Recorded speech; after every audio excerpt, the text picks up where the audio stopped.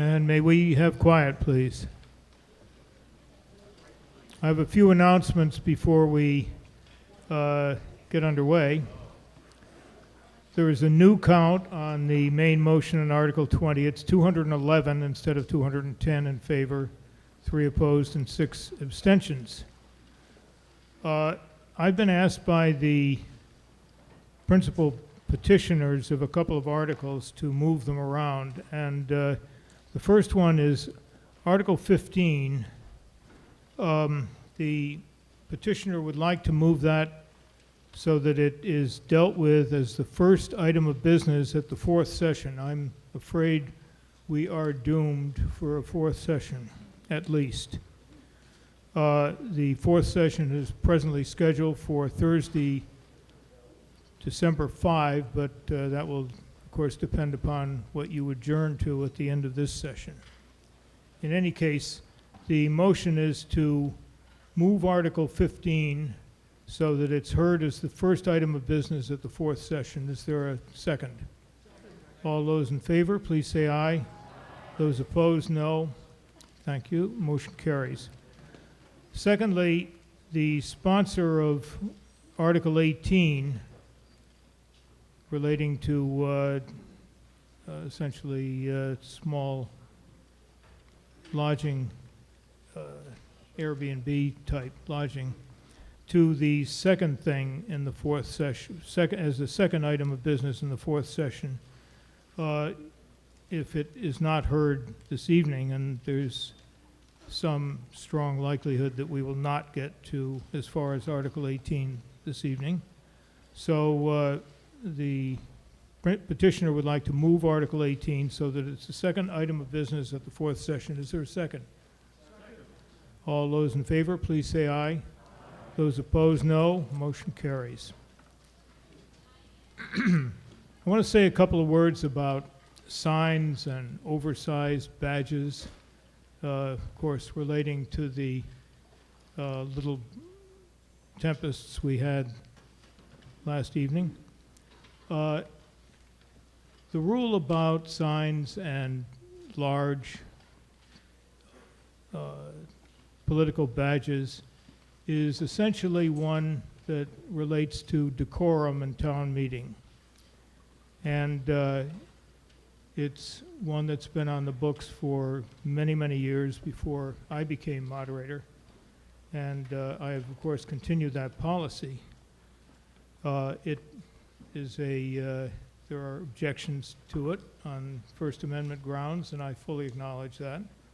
Nobody has taken me to court yet.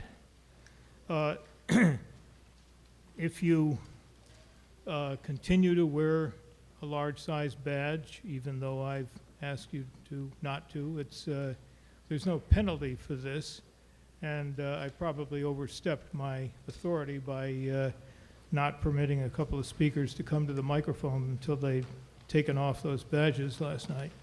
But there is no penalty. You just will stand before your fellow town meeting members as someone who disdains that particular aspect of our town meeting decorum. And before we start in on the debates, I want to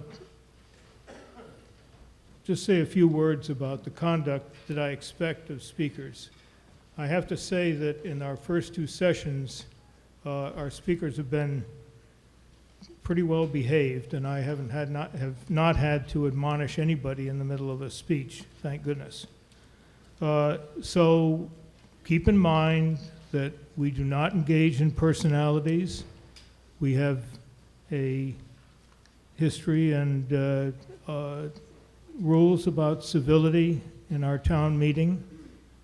And when you please show respect for others, other speakers and other town meeting members, as a matter of just simple respect, even though they're on the other side of the fence from you. So keep that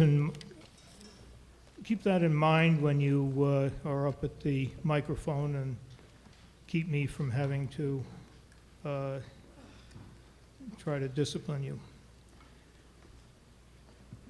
I now convene the special town meeting number 3, which has 3 articles, all having to do with marijuana establishments, as you well know.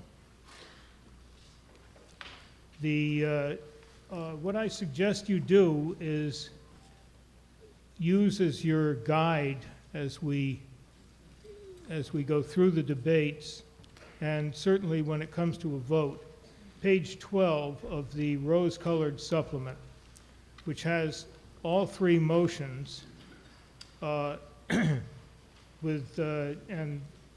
first 2 are verbatim copies of the petitioner's motions under the first 2 articles, and the third, for Article 3, if you'll turn to that page, I'll show you the edits that need to be made to the motion under Article 3 as it appears on that page. First, you'll strike the word, on the first line, voted, be it resolved that town meeting requests that, then strike everything between the word that and the number 1. So you're striking the words, the select board not issue new operating licenses for retail marijuana establishments until such time as the petitioner has agreed to delete the moratorium provision, and that's where that comes in. There are 2 grammatical corrections. Because of the reconfiguration of the lead-in, in paragraph 1, the moderator appoints, strike the S, it should say the moderator appoint. And in paragraph 2, going over to the next page, if I can find it. The appointed study committee submits, strike the S. It should read, the appointed study committee submit its findings. Page number, please. 12.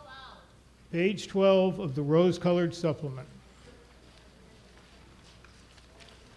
Would you like me to go through that again?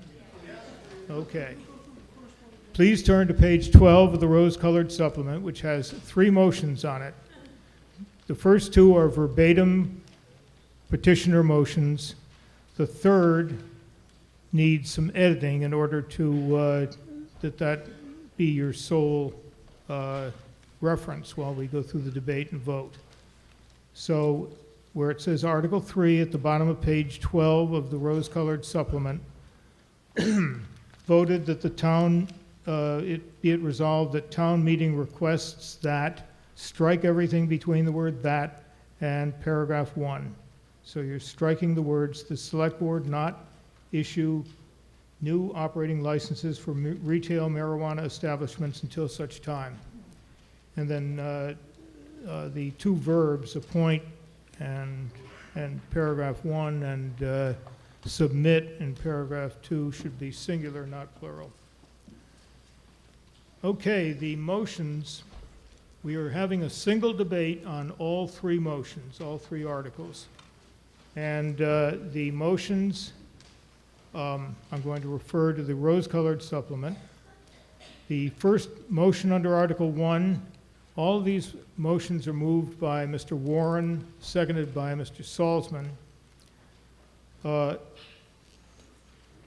The motion under Article 1 is the first vote on page 12. The motion under Article 2 is the second vote on page 12. It's moved again by Mr. Warren, seconded by Mr. Salzman. There is an amendment offered to that motion. The amendment appears on the tan handout that you received, I hope, when you checked in.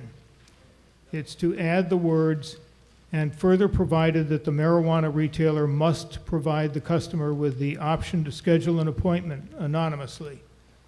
That was characterized as a friendly amendment. It is anything but friendly to the opponents, who will tell you why.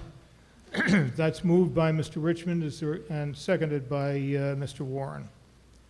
The motion under Article 3 is at the bottom of page 12 of the rose-colored supplement, and I just led you through the edits to that in order that it conformed to the petitioner's main motion. So with that, I call on Mr. Warren, who will have 12 minutes to present his articles as petitioner.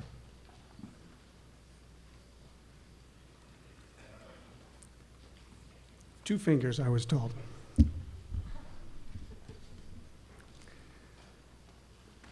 Good evening. My name is Paul Warren, Precinct 1 town meeting member, and until recently a 6-year Brookline Village resident.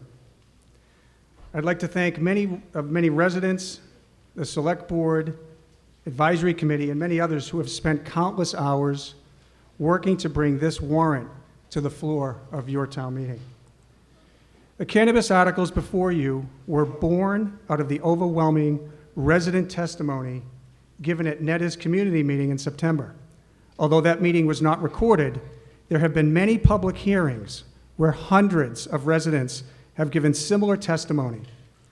I'd like to share with you a sampling of resident testimonies that was put together by Faith Michaels and Carrie Ann Tester, who both live in Brookline Village.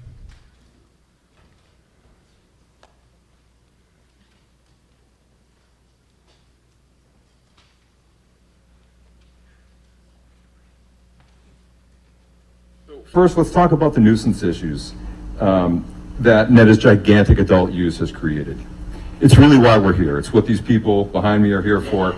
So many people are complaining. It's really unlike anything I've ever seen in 14 years of working on issues like this in the town of Brookline. Public urination, blocking of the driveway, parking in our parking space. Oftentimes, there are customers being very aggressive when you tell them to move their cars. Suffice it to say, I feel notably less comfortable at home and at work, and I'm completely aggravated by the weed trash, the weed smoke, the endless cars of stoned boys parking in front of my house, getting out to relieve themselves wherever they like. I have seen things that I never saw in my 16 years before. Public urination, public consumption of marijuana, and sales of marijuana on the street. To summarize, since Mehta's opening in March, I have witnessed multiple incidents of trespassing on my property, public urination, illegal parking that blocks driveways, and aggression from Uber drivers and customers of Mehta. Idling here, they're consuming product right in front of my house. That's going to cause an unsafe environment for me and my family. I was groped by a man carrying a Mehta bag who walked very close to me and then ran away when I shouted. At the time I was groped, I approached 2 police officers to complain, but they were very busy with traffic control and indicated they could not speak to me. But we had a man literally threaten to come back and get my girlfriend later. This was at 9:30, 9:45 at night. And I'm also going to make a point to say that most of the terrible encounters that we've had with people have been in the later hours of the evening. You know, the worst thing was having someone threaten me with sexual assault. That did mess with my head for several days afterwards. And I've also been followed to my doorstep now multiple times. I don't feel safe walking home alone in the evenings in Brookline Village. Before Mehta, I would walk alone and I'd feel safe. I don't feel safe because I see people smoking on a daily basis, and I've seen people urinating on the street. I observed 2 adults reselling to minors. I was solicited to buy pot 3 times. I was spit on when I refused. One of the most offensive of these illegal incidents was when my 9-year-old daughter watched a man pee against Liz Linder's building from our living room in the middle of the afternoon. About twice a week, I'll be behind someone who's openly consuming and smoking marijuana walking down our street. I observed at least a dozen people smoking pot on the streets and in nearby parks, particularly Emerson Gardens. And as I was coming to this meeting today, there were 2 men with a joint sharing it in front of my door. Literally countless incidents of cars idling on my street alone, on Walnut Street alone, for 30, 45, 50 minutes. Every time I have to go through the Brookline Village intersection since they opened, it's jammed with cars that are double parked, that are there because they're doing ride shares. There are plenty of times that I get home from my workday and I just want to pull in my driveway and go home. And I can't because there's somebody in my driveway or blocking my driveway. And so I literally have to put my hazards on. And now I'm one of the people that are blocking Route 9. To get out of my car while my car is in Route 9 and I go up to their window and I say, hey, listen, you got to move so that I can get in my driveway. And the overwhelming attitude from people has either ranged from get over it to people literally getting out of their car, threatening to fight me.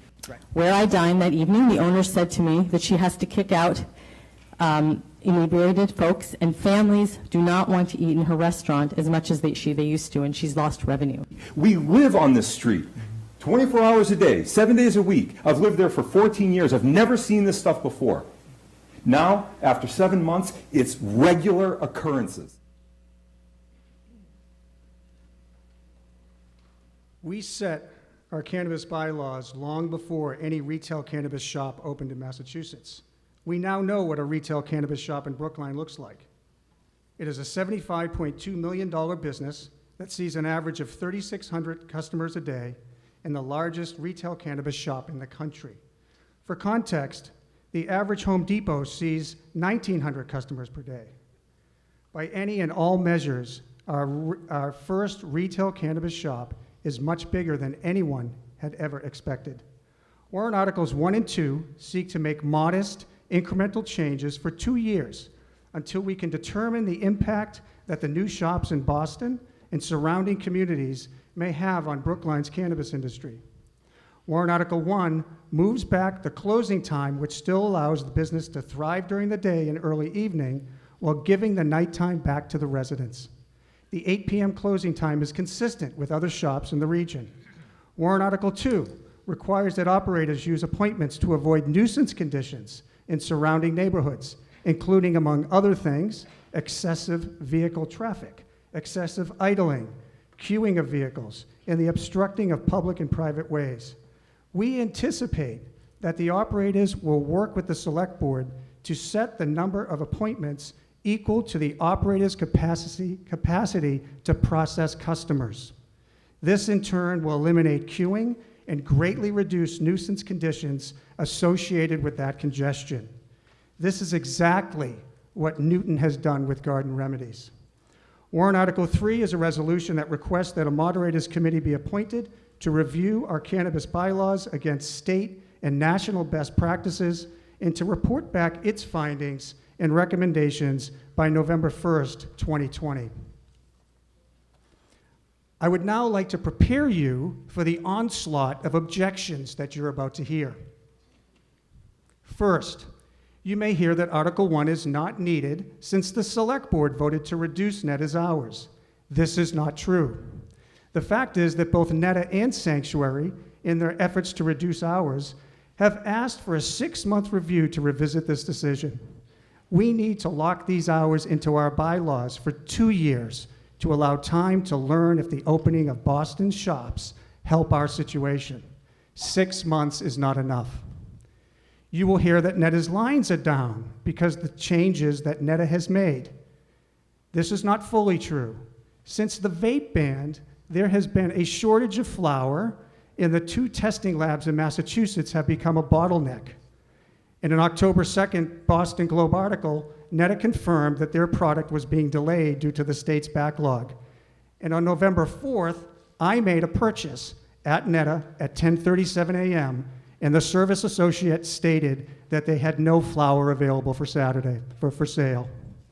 You will hear that there is only one other company using appointments in Massachusetts. This is not true. The fact is, 11 Massachusetts recreational cannabis shops have had or will have appointment systems. And 10 of those shops are involved with appointment systems with a sunset. That is exactly what Warrant Article 2 proposes, appointments with sunsets. You will hear that a customer's privacy will be violated when they make an appointment. This is not true. The fact is that 2 companies that provide appointment solutions, Qless and Acuity, have both said that they are able to provide a custom solution that allows a customer to book a fully anonymous appointment. You will hear that appointment systems do not apply to product companies. This is not true. The fact is that many product companies use appointments, including AT&T Mobile and Apple. However, even Mehta fancies itself as a services company and advertises how it advises and counsels recreational customers. Mehta even calls its staff patient servant associates. Mehta claims to be a retailer, but acts like a services company. Appointments solve excessive volume problems for both product and service companies. You will also hear that Boston will soon open up 14 shops. This is not true. Boston has only 2 recreational shops with a provisional license from the state, and these are small shops located in Dorchester and East Boston. The other 6 Boston recreational shops with signed host community agreements have many steps to go in the process. Given our own experience, we know that this process can take over a year. You will hear that Article 3 study committee duplicates the committee that the Select Board launched after we filed our petition. This is not true. The fact is that Article 3 committee will focus on reviewing the cannabis bylaws and will accept applicants from across Brookline. The Select Board's committee is narrowly focused on community impact funds and will draw members from Coolidge Corner and Brookline Village only. Both of these committees are needed. You will also hear how our cannabis operators are great partners. This is not so true. Great partners do not offer to reduce hours only after the Select Board puts that reduction on their agenda.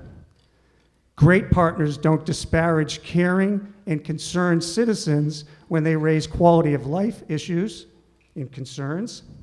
And great partners don't send 9-page legal letters threatening lawsuits when the town plans to exercise its right to regulate its commercial industry.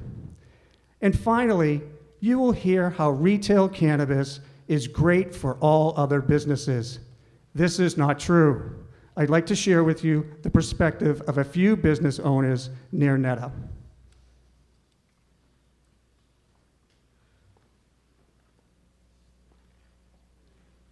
There is not enough parking since they opened the place, and it didn't affect any positive way to my business. It doesn't make any changes. It's not doing any good to the neighbor. Since the Mehta open, so they killing my business, so I don't have any parking for my customer. Me and my wife, we are thinking about moving our business to a place where we will be more comfortable for us, for our clients to find parking. That's the most important problem that we face here. It is the clients, Mehta clients, and I think they should be more organized, more providing parking space for their clients somewhere else, or leave the businesses here to have more space or permit or something that we can feel more comfortable.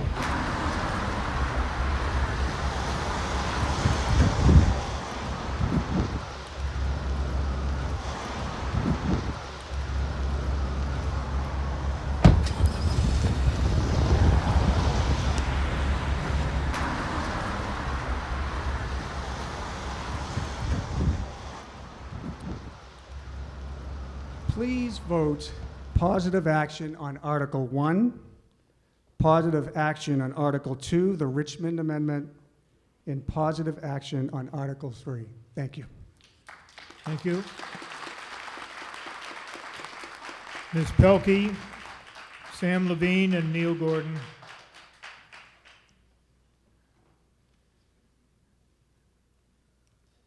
I ask when you've done with your presentation, please take a seat in the rear of the auditorium to free up some seats in the front row.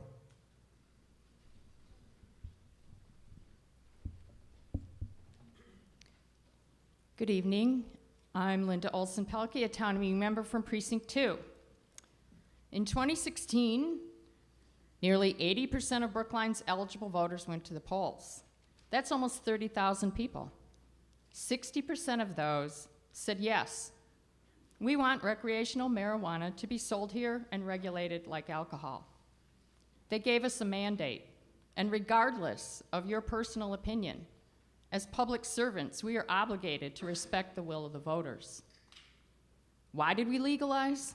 For me, it's about ending the failed war on drugs and its discriminatory practices, especially against black and brown males. It was also about ending a dangerous black market with untested product. Yes, legalizing the sale of marijuana is a big cultural shift, and some people are uncomfortable with that openness. But I think it's better this way. Prohibition is a failed strategy. As a zoning bylaw committee member, I was there when we first created the zoning for medical marijuana, and then recreational. And I can tell you that our town did a remarkable job setting up a regulatory framework within the strict confines of the cannabis law. Being a yes town meant we must allow the shops. So we established a belt and suspenders set of regulations involving the select board licensing scheme and a zoning board of appeals permitting process, with many layers of review and input from town departments. I was proud of the way Brookline had its act together. It's understandable that the neighborhood lost patience when it took so long to start spending the mitigation dollars. But that's not a reason to take the nuclear option that's proposed here. The proponents have spun a narrative that doesn't really add up. They want you to believe that these bylaw changes are just a little tweak, and the fledgling cannabis shops will be fine if we enact these draconian restrictions, and that the problems in the neighborhood will be solved. But we don't know that. In fact, we can be pretty confident that imposing these restrictions will be harmful and disruptive to our nascent cannabis businesses and their customers, and we would be reneging on agreements we made in good faith. We don't know what impact shorter hours or appointment might have, other than to restrict access to a legal product. So instead of working with the town to address concerns, the proponents have decided to usurp the carefully crafted regulatory and mitigation strategies we put in place before we implement them. Right now, we need to be directly addressing impacts by spending the mitigation funds and go through the cycle of yearly license renewal. Town meeting should not be micromanaging a business in town. Operational parameters don't belong in a bylaw. Instead, they belong where they are, in the host community agreement, the licensing, and special permit conditions. After all, we're told it's all about the problems in Brookline Village. But the proponents seem uninterested in seeing how well mitigating the impacts might work.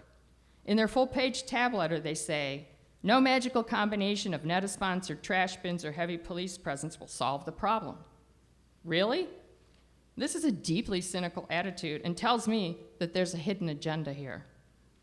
Some of the proponents, most of whom do not live in Brookline Village, are using the neighborhood complaints to draw support for their draconian restrictions from members of the community who aren't happy about legal cannabis and are susceptible to fear-mongering. The issues here are being intentionally muddled into a relitigation of marijuana legalization. The proponents have done a masterful job of sowing fear and panic throughout the town to bolster their agenda. You know all those emails you are receiving? The senders have undoubtedly been told that mayhem is coming to their neighborhood and the Warren articles will stop it. Neither is true. Many of these folks just want the whole marijuana shop thing to go away. But I'll remind you of that 80% turnout election that told us that the majority of people want this. While I believe the neighborhood residents, I'm also quite sure that all the bad behavior is not caused exclusively by Mehta, and yet Mehta is the only target. Those of us who live near BU and Fenway Park know what it's like to live with noise, inebriation, traffic, and parking woes. Yet there's no call to restrict package stores or baseball. Ask yourself why marijuana is being treated differently. There are dozens of shops planned and permitted for surrounding communities and Brookline, and as they open, customer volume will surely go down at Mehta. We should be encouraging all parties to work together. From what I've seen, Mehta is more than willing to engage with the community, and they have shown themselves to be responsive and proactive, despite claims otherwise. The Select Board's Ombudsman proposal is especially promising to me as a way to keep on top of the situation and keep communications open. We shouldn't lock in restrictions that cannot be changed for 2 years without coming back to town meeting. Usurping the town's regulatory structure reveals a cynical attitude that does a disservice to all parties, the town, the businesses, the neighborhoods, the customers, and the employees. Instead, let's work together towards a win-win by solving the problems before they cripple this fledgling business. And finally, I have to say that it's deeply offensive and disappointing to see Mehta and its employees and customers demonized, stigmatized, and maligned. I thought we were better than that. Please vote no on all 3 warrant articles.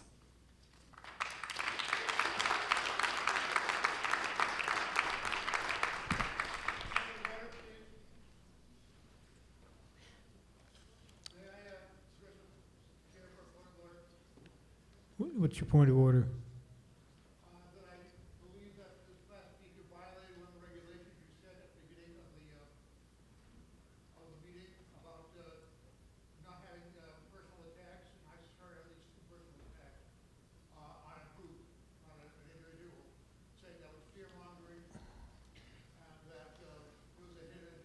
Well, Mr. Levy, I'm not going to take it upon myself to try to prevent people from criticizing groups like the Board of Selectmen, the Advisory Committee, and the proponents or opponents as a group.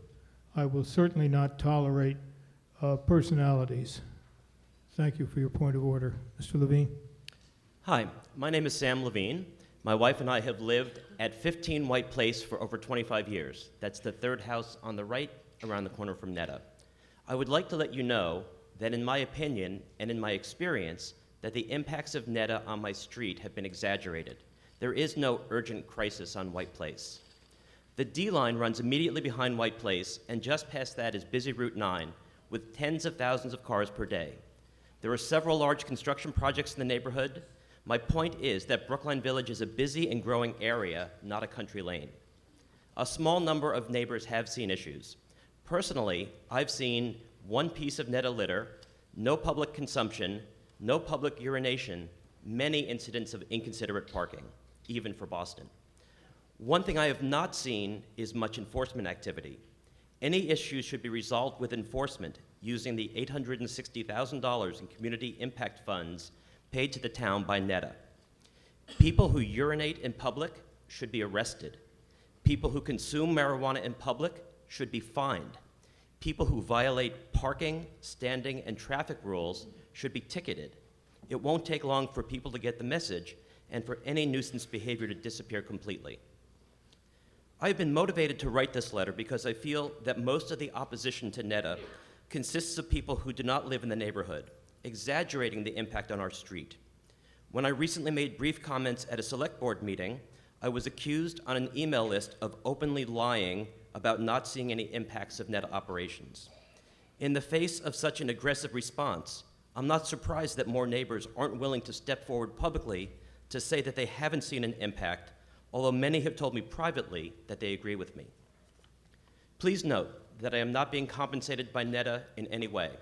I just don't like feeling misrepresented about what I see with my own eyes or being harassed for expressing my observations. Recreational marijuana was voted for by a majority of Brookline voters. What does that mean if we prevent adults from access to safe and legal supplies? In my opinion, a vocal minority are seeking to overturn that vote by highlighting a few incidents and emphasizing the scale of Mehta's operations. The fact that Mehta is serving thousands of customers a day, it's great for Mehta, it's great for their employees, and it's great for our tax revenues. And it has little impact on me living less than 100 yards from them. Please do not vote for any of the warrant articles on behalf of me or many of my neighbors. They are a blunt instrument to combat a problem that is not as urgent or severe as many people outside of our neighborhood would have you believe. People bemoan that Brookline can't move forward on many projects with town-wide benefits, such as the location of the 9th school or more affordable housing, because of NIMBYism. For the first time, I find myself living at the center of one such debate. It's important to me, as a proud resident of Brookline, that we encourage projects like Mehta that provide town-wide benefits, despite minor inconveniences to a few individuals, even to myself. Thank you.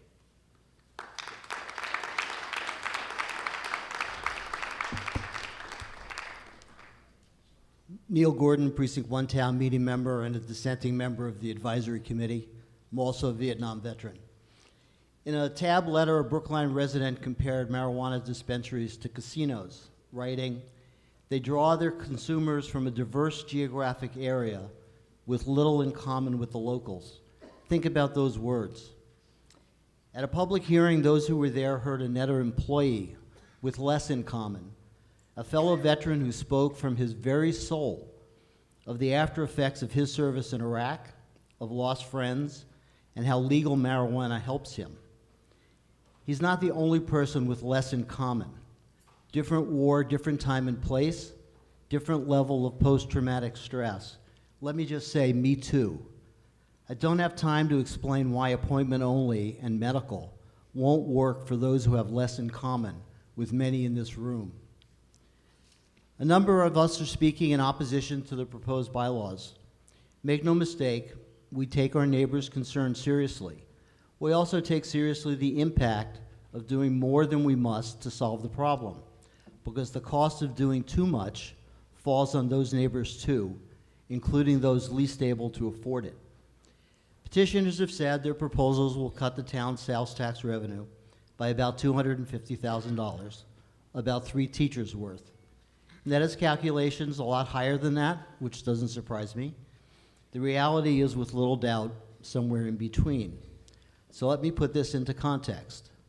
Marijuana tax revenues do not generate excess funds. Rather, they balance the budget. Last week, our interim superintendent gave what was described as a sobering budget update. Revenue shortfalls, cost increases, and a $3.5 million gap that needs to be filled to balance the school budget. There are no excess funds. There are, though, major construction projects in and around Brookline Village. They'll wind down, reducing traffic and disruption and freeing up parking. The Brookline Courthouse will stop doing double duty when the Brighton Courthouse reopens, reducing traffic and freeing up parking. Mitigation spending on enforcement in particular will have its positive effect on illegal parking and on bad behavior. We need to help our Brookline Village neighbors. We need to solve the reality of disruption around Brookline Village, and we need to protect our Coolidge Corner and Commam neighbors as well. But we need to do that in a way that's effective, fiscally responsible, and equitable, especially to those who have less in common. Please reject appointment only. I urge a vote on no action on all 3 warrant articles. Thank you. Thank you, Ms. Khan.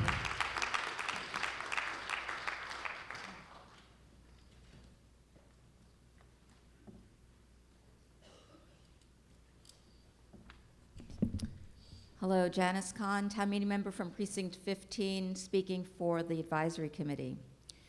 Special Town Meeting 3 is a citizen petition special town meeting that seeks action on 3 warrant articles that address the immediate issues that have been affecting the quality of life of residents in Brookline Village and High Street Hill since March 23, 2019, the start of retail sales of adult-use marijuana in Brookline. Article 1 would amend Section 8.37.5, Paragraph B of the town's general bylaws to limit the hours of operation to a maximum range of 10 a.m. to 8 p.m. Mondays through Saturdays and 12 p.m. to 6 p.m. on Sundays. The petitioners argued that while reducing hours is necessary, it is not sufficient to mitigate neighborhood impacts. The petitioners believe that changing to a reserve-ahead appointment system, as stipulated in Article 2, in conjunction with the reduced hours in Article 1, will be more effective.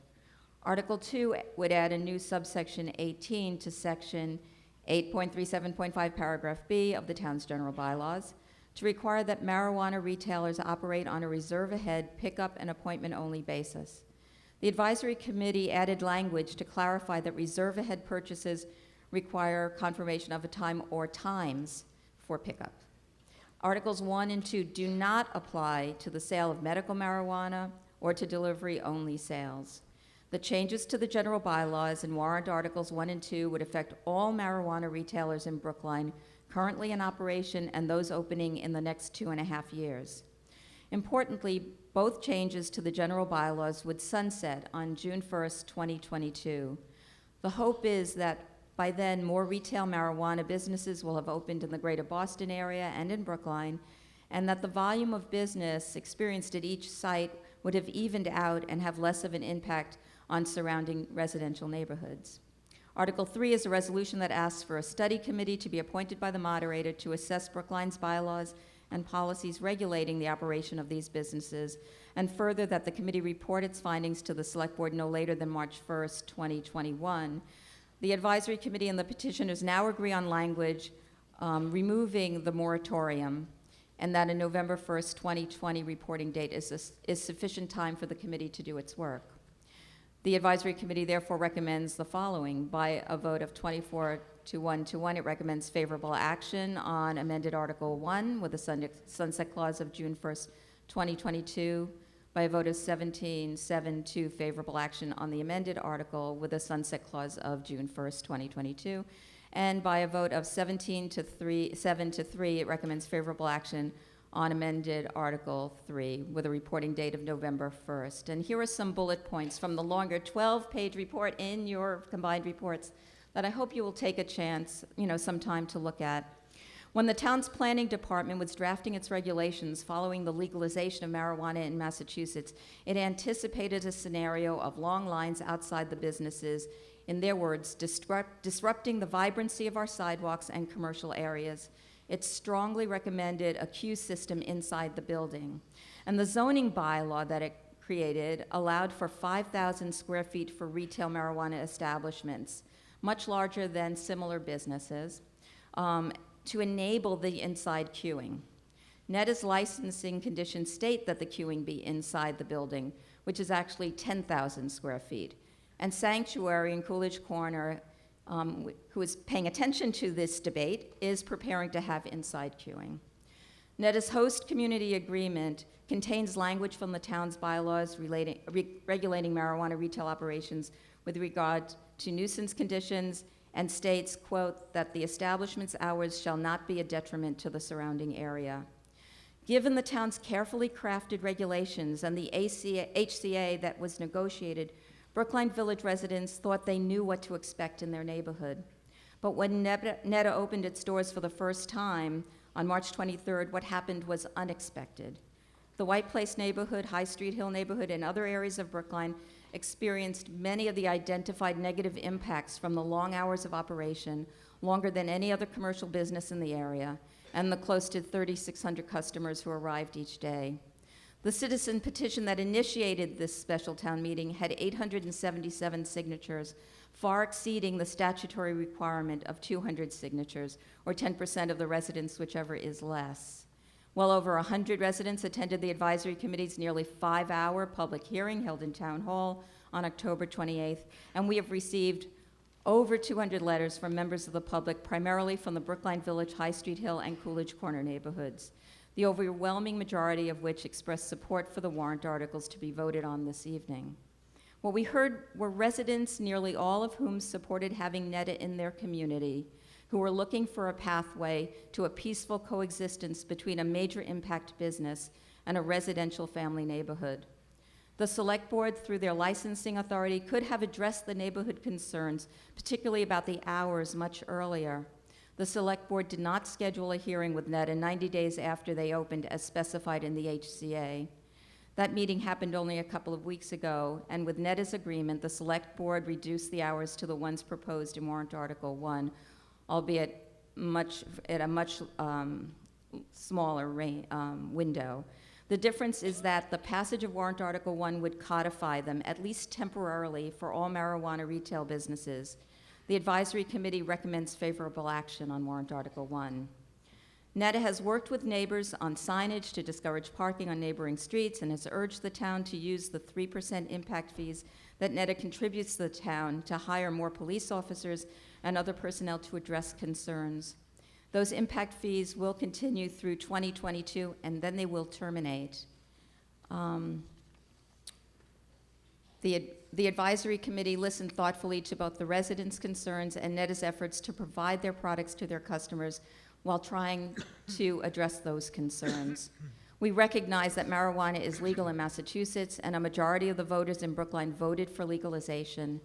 That said, this is a brand new business with no parallel in the town, and so the advisory committee is urging more study, which is Warrant Article 3, and a reduction in hours of operation, along with a reserve ahead, pickup, and appointments only model of business in the near term to sunset on June 1st, 2022. The advisory committee recommends favorable action on all 3 warrant articles as presented by the petitioners, and the AC did not review the vote on the Richmond amendments, so we have no guidance on that. Thank you. Ms. Rosatano?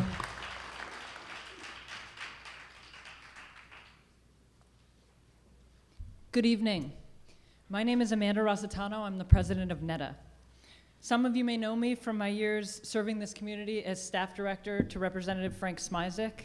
I've spent most of my adult life tied to this community through my work, which has shaped my own progressive thinking on many important issues. I genuinely appreciate the opportunity Mehta has to make a positive impact on this community and the leadership Brookline has shown in bringing legal cannabis out of the shadows. After operating successfully for 3 years as a medical dispensary, in March of 2019, with the legalization of cannabis, Mehta opened its doors to adult use consumers as well. We are proud of our ability to provide access and privacy to our customers without leaving any digital footprint. Before we opened, we visited neighbors and provided a direct line of contact to our leadership team. We've established a positive, productive dialogue with many of our closest neighbors. Mehta's adult use launch was celebrated as a success. In our first few months of operations, when our lines were at their longest, we got very few complaints, and when we did, we ensured we were immediately responsive to our neighbors. The police, neighbors, and town officials commended us and said that things were going great. However, later in the summer and into the fall, at the time that the warrant articles were proposed, we started to hear a bit more from some of neighbors, and we worked proactively to make some changes. The most common complaints were about litter, parking, and public consumption. We took action right away. We introduced our green team to pick up trash weekly throughout the community and began maintaining a public trash can in the village for anyone to use. We updated our packaging to discourage litter and public use. We worked with the police and added an additional detail post and found ways to better communicate the new law and the penalties associated with a violation. We worked with neighbors to provide signs at their request to discourage customer parking and redirect our customers to our designated lot. We began using all available channels to promote the use of public transportation and to discourage driving. Half of our customers today aren't driving to Mehta. We added more staff, and today we have no open registers, which keeps things moving smoothly. We recently added more parking, and today have 34 spaces available for our customers. Neighbors tell us that these initiatives are working. The police continue to report that Mehta's operations are professional, responsible, and effectively run. There is no uptick in crime or arrests. The host community agreement anticipated some impacts, especially as the first shop in the Boston area. The agreement and the law establishes a funding mechanism to address impacts. 3% of Mehta's gross revenues reserved exclusively for this purpose, totaling $1.4 million to date. In addition, the town receives 3% tax revenues, totaling about $1 million just since opening in March. In July, we asked the town to use the impact fees. The first appropriation of those funds, over $800,000, just occurred at this town meeting. Today, we see smooth operations, and on most days and times, no lines outside at all. It is not true that Mehta has seen a reduction in volume based on the vape ban or a flower shortage. In fact, the flower shortage makes people come back more frequently, so that's just not true. When we do have lines, the wait is typically less than 15 minutes and always contained on our property. As such, appointments are simply unnecessary. Some of you came in for a tour, and we received overwhelmingly positive feedback from those town meeting members who chose to see for themselves just how Mehta operates. We acknowledge that cannabis is new and that we are bringing more visitors to Brookline Village. We have been listening, and Mehta did agree to a 23% reduction in our operating hours to limit adult use customers in the evening. But the prospect of mandatory appointments is a serious concern for our business and for our customers. It is not what the law intended. Some of our customers have reached out to you directly to discuss their concerns about privacy and how mandatory appointments will affect their ability and right to access. The ability to purchase cannabis, like any other legal product, in a way that is convenient and protective of privacy is of utmost importance. Many are cautious of privacy due to the fact that cannabis is still federally illegal and that there is still stigma surrounding cannabis use. This is why no other operator in the state out of 33, except Garden Remedies in Newton, requires appointments. No matter how you look at it, there is no such thing as an anonymous appointment. Any appointment requires a digital footprint, which raises privacy concerns. Allowing people to walk in at their convenience without a phone call or an email is the only way to protect privacy and access. Also, we've never heard of scheduling an appointment to purchase a product and wonder why cannabis is different. The petitioners would have you believe that implementing Warrant Article 2 is easy and reasonable. We disagree. Mandatory appointments will lead to serious privacy concerns, unintended disruption, and longer waits outside for our customers by reducing the existing efficiency of our operations. Thank you. These added restrictions are unnecessary. They are punitive in nature. Please vote no on the warrant articles. Thank you. Thank you, Mr. Franco. And Mr. O'Neill, would you come forward, please?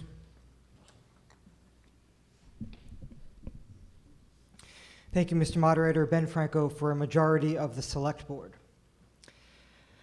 The nature of the proposals made under Articles 1, 2, and 3 are clear at this point, so I'll confine my remarks to the Select Board's perspective in our discussions.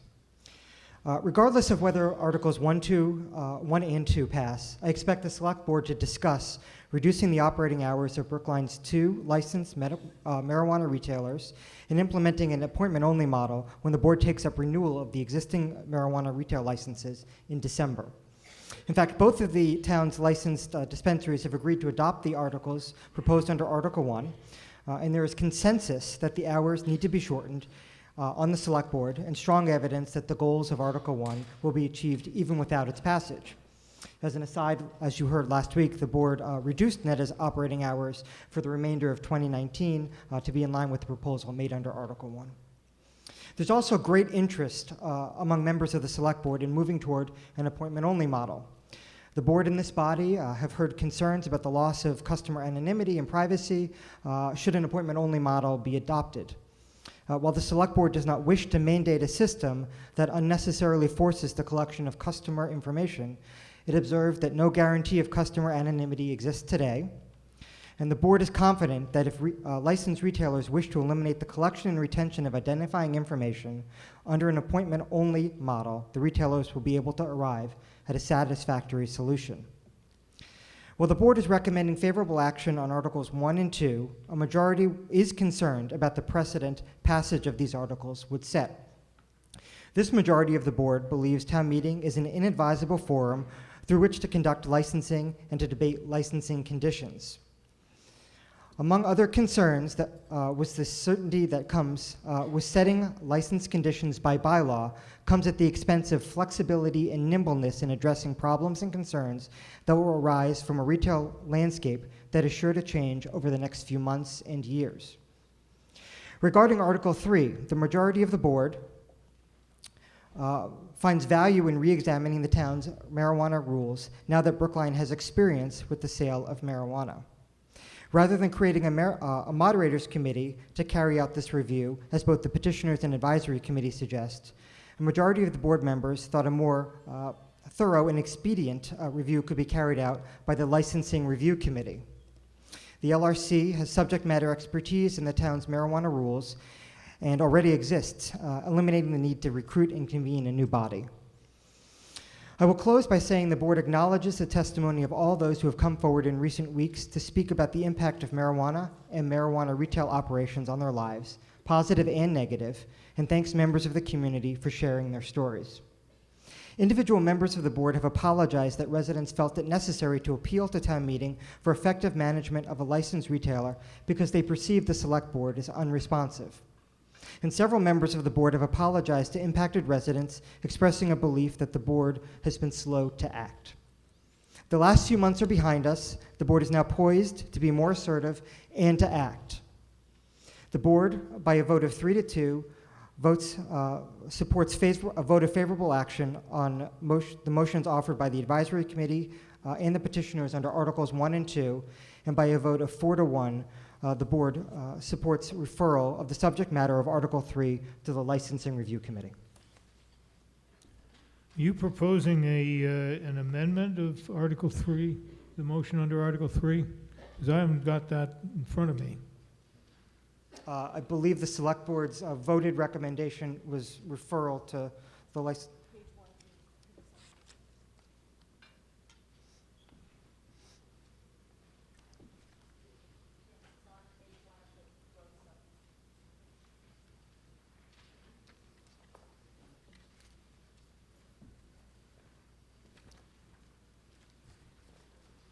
Well, what is the text of the amendment?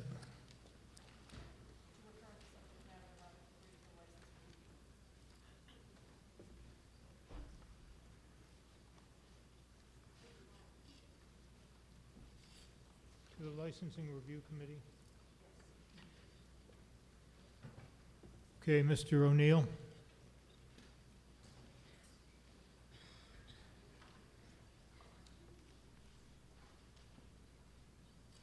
Donald O'Neill Sr., town meeting member from Precinct 4, Brookline Village. I stand before you and I'm against the proposed warrant articles. I never signed a petition. I spoke to a few other town meeting members from Precinct 4 who never signed a petition. My concern is the accessibility and access to legal marijuana. That's one concern. Another is, let's use the host community agreement money to actually address the problem. Instead of that money, 3/5 of that money, 0.6 of that host community agreement money going to help minorities or small businesses, it's gonna go to help that area, White Place and Walnut Street, for extra added police. I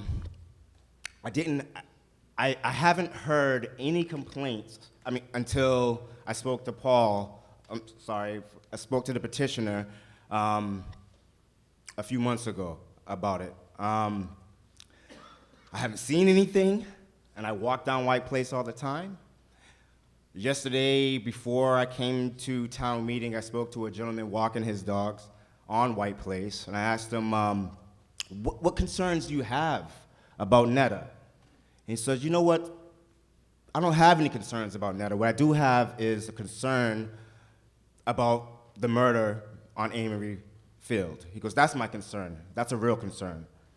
I feel that an added police presence on Walnut Street, on White Place, will solve the problem. I think this is bigger than just another. I think this has to do with Coolidge Corner as well, and Sanctuary Medicinals, who haven't done anything wrong. So I'm against the warrant articles. I just don't think it's right yet. I feel we should give the police the opportunity to do their job and take care of business, all right? So I'm voting no on all three of the proposed warrant articles. Thank you. Thank you. Ms. Michaels and David Lashinsky, would you please come forward and sit in the front row if you can find a seat there? Hi there. My name's Faith Michaels, and I represent Precinct 5. And I'm actually one of the hundreds of people who've come out to the Mehta community meeting, the advisory submeeting, the advisory meeting, the select board meeting, night after night. So if you think that it's just a few people, it's not. I'm also a small business owner here in Brookline, and I decided to take a walk through the village and speak with as many business owners who were available. I met with 42, and of those 42, 36 described some type of negative effect due to the volume of people coming into the village. Only 6 of those had a bump in business. That was great for them. These are the things that I heard. I want to share them with you. We used to keep the door open in the summer, but no more due to the pot smoke coming into the store. Mehta clients smoke on my doorstep. I'm afraid to ask them to move because one incident. Mehta clients had a fight right on my glass window. I had to break it up. We were thinking of opening for lunch, but with all the parking gone, we're holding off for now. My clients can't make their doctor's appointment on time anymore, or they call me in from their car telling me that they can't find parking and they cancel. I pay for clients' Ubers because they can't find parking anymore. Netta customers smoke in my bathroom and the alley next door. I have a bird's eye view of the reselling of pot, and it's often to minors. For the first time, we're thinking of locking our doors and adding security. We gave out 50 coupons to Netta customers for free items. Only 2 came in to redeem them. Netta clients don't shop in the village. They just come in to get their product, and then they leave. Finally, I heard a sense of abandonment and anger directed towards the town from this business owner. I've tried, but I'm beaten down. No one seems to care. Netta customers are aggressive towards my customers. We've had to call the police to break up a fight over parking. A couple of weeks ago, I visited the gift shop next to the new cannabis store in Coolidge Corner. I asked the owner how she felt about her new neighbor. She said she'd take a wait-and-see attitude, which was fair. You have 1 minute. But then she mentioned that she was upset that that afternoon the police had parked their cars in the 2 spaces on Beacon Street right in front of her shop. She mentioned to me, she said, those spaces, they pay my rent. Well, from our experience in Brookline Village, those 2 spaces will be taken up as people wait in line for their product. The Coolidge Corner merchants are not going to be happy. Business owners I spoke with support all 3 warrant articles, especially appointment only. Appointments will turn over quickly, no more taking up a valuable parking space while waiting in line. This will allow local shoppers a shot at a parking space. If we can reduce the volume of people coming into Netta at one time, we can reduce the nuisance. This, combined with the police presence, litter control, better signage, will help to better integrate the cannabis business into our town. Thank you very much. Thank you, Mr. Lashinsky. I remind all further speakers that you have a 3-minute time limit. I will warn you after 2, Mr. Lashinsky. Good evening. I'm David Lashinsky, resident, owner and operator of Eureka Puzzles, chair of the Coolidge Corner Merchants Association. I represent the businesses in Coolidge Corner. One of the things that I can tell you is that we have been strong-armed since these concerns about Netta have come out. People have come into our shops, they have talked to us, they have threatened us, they have yelled at us when we have expressed anything but a negative attitude towards having legal marijuana in the midst of our businesses. I can tell you, I raised my family in Brookline. I live in Brookline. Brookline is not defined by having such a closed-minded attitude that, in fact, they would threaten the livelihood of businesses simply because they disagreed with a stance on pot. Now, what I wanted to talk about was that there were definitely issues about Netta.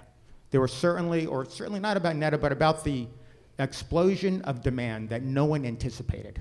That was very unfortunate. I think it took quite a long time to figure out what to do. I understand that. It doesn't mean you throw the baby out with the bathwater. I mean, what we're looking at right now is a dying retail situation over the entire country. The places that have survived are those that have been able to attract people that are coming in for a variety of reasons, not simply for destination stores, but for destination areas. Destination area means that there's many things somebody's interested in. One of the things that cannabis can provide is that we can be a destination area. What I'm saying is, in addition to the overall issues around local retail and national retail, there are also other issues of what's happening in the neighborhood, which can make any situation much more difficult. You have 1 minute, sir. Thank you.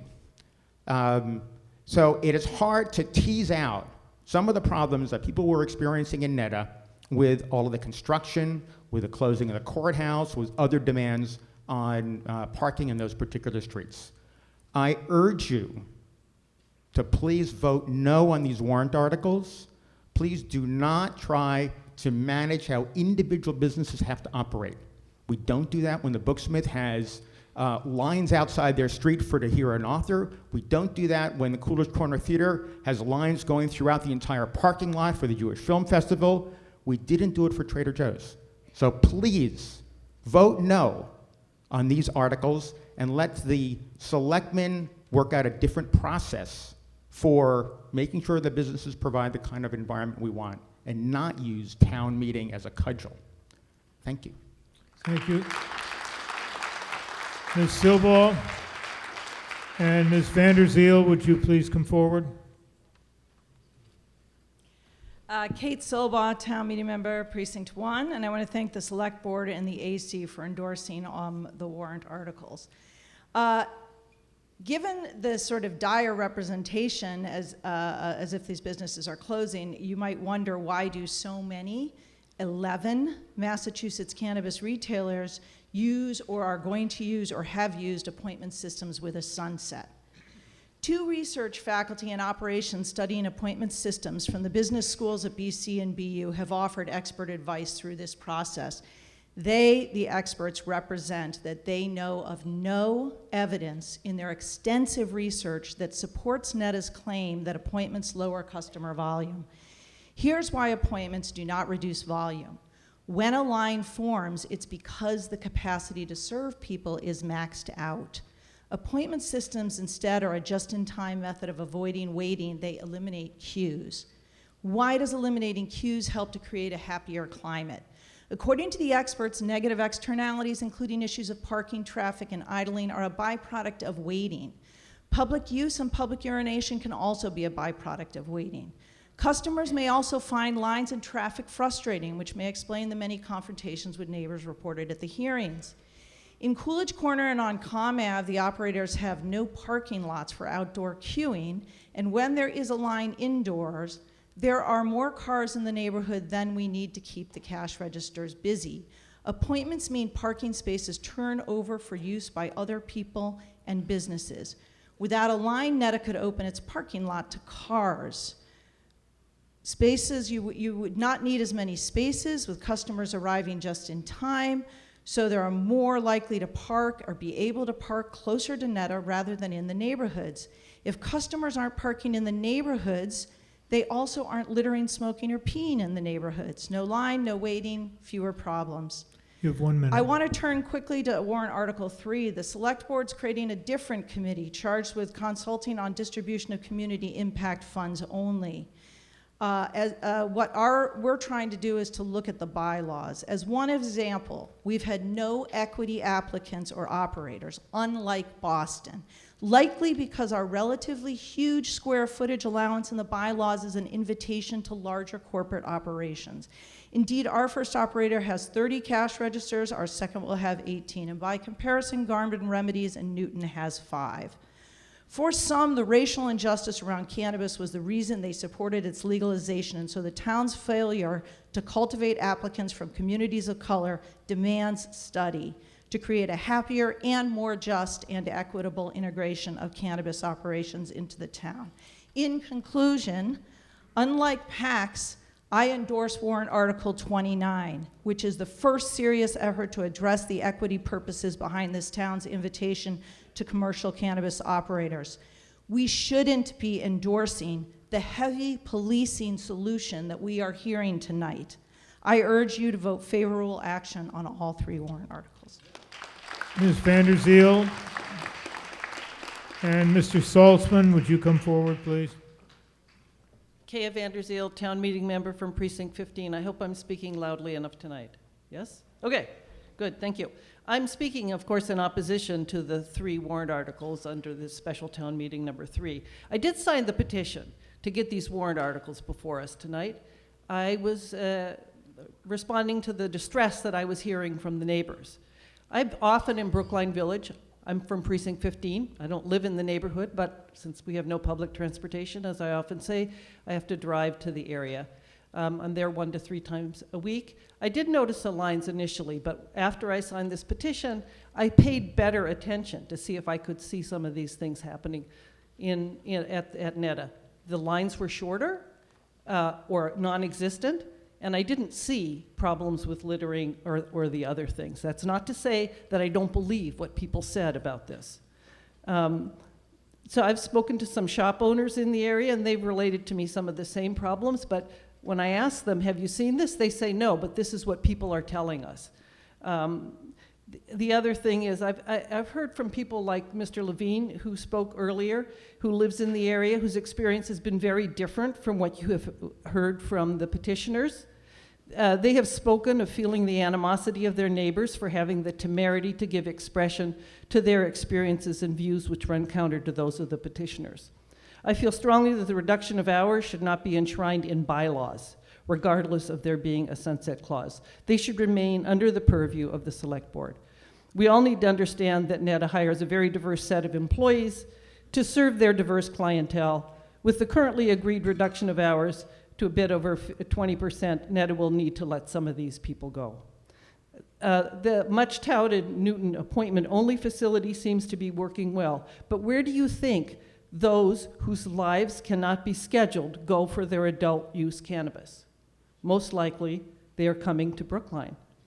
Clearly, appointments do not work for everyone. If they work for you, that's great. Please consider or imagine that there might be another reality for other people. Reserve Ahead does seem to work well, with approximately 65% of NETA clients doing so.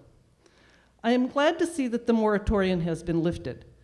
That never made any sense to me. We need more competition in the greater Boston area, not less. Whether it's referred to Select Board or Moderators Committee makes no difference to me. I urge you to please vote no on warrant Articles 1 and 2. Decide for yourself on referral. I plan to vote against all three. Thank you very much. Mr. Fernandez.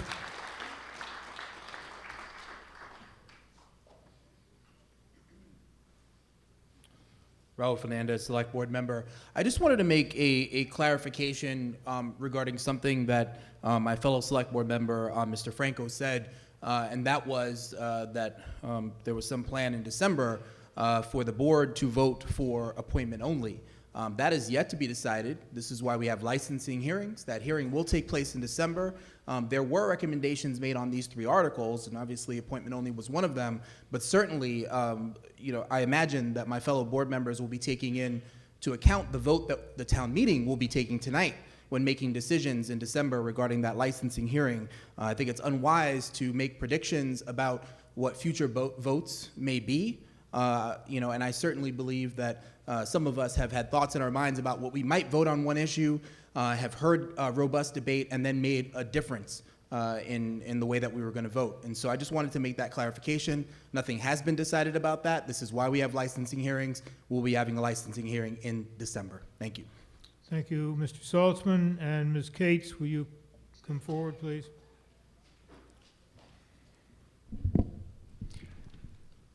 Good evening, I'm Dan Saltzman, Town Meeting Member, Precinct 6. I live on White Place and I have for 14 years. I want to talk about the appointment requirement in Article 2. Warrant Article 2 imposes absolutely no privacy issues whatsoever. But first, a little bit about me and my background in this specific area. I've been a technology consultant for 26 years. I'm also a practicing attorney. I have no social media footprint whatsoever. I understand the internet, I value technology, but I value my privacy even more. Now I want to address the issue of equity as it relates to appointments. We've heard from some a worry about those without the means to schedule ahead. Warrant Article 2 gives shops the flexibility to run appointments as they see fit, so long as nuisance is not a byproduct. NETA makes $75 million each year. I will add, hardly a fledgling business at $75 million each year. Shops can figure out how to accommodate the small number of people without a phone and without access to a computer. All customers can, should, and must be treated equally. There need be no equity issues in making appointments. But I want to talk to you more about the internet privacy issues and how it relates here. NETA customers' privacy is currently compromised right now. When you search for NETA and you visit their website on a computer, your search terms, your information is stored by companies like Google. That data is shared right now with advertisers. When you visit NETA's website, a server records your visit, and it records where you looked and what you looked at on their website. If you use your phone to navigate to Mehta, you give giant corporations your location, the destination you're going to, and you're tracked all the way there. In short, when it comes to visiting Mehta, you never had digital privacy. But that doesn't really matter. Not because this isn't true, it is. And not because it isn't scary, it is. You have 1 minute. You should be concerned, but it doesn't matter because arriving at Mehta, your picture is recorded by high-definition video cameras. And after those images are captured, Mehta scans your government-issued ID card. You never had digital privacy when it comes to Mehta. Warrant Article 2 requires that adult-use customers for the next 2 years make an appointment. Two popular appointment scheduling providers, QLess and Acuity, confirm that no name nor email address is required.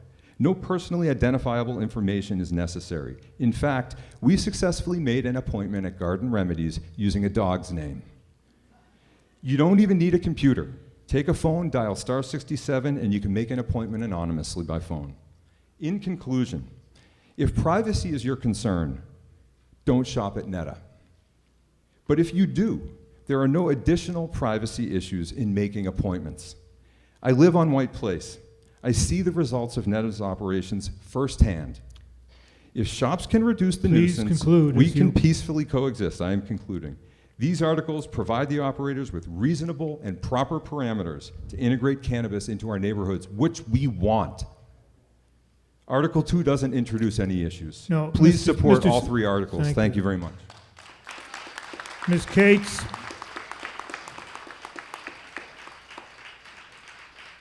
And Mr. Richmond, you're next.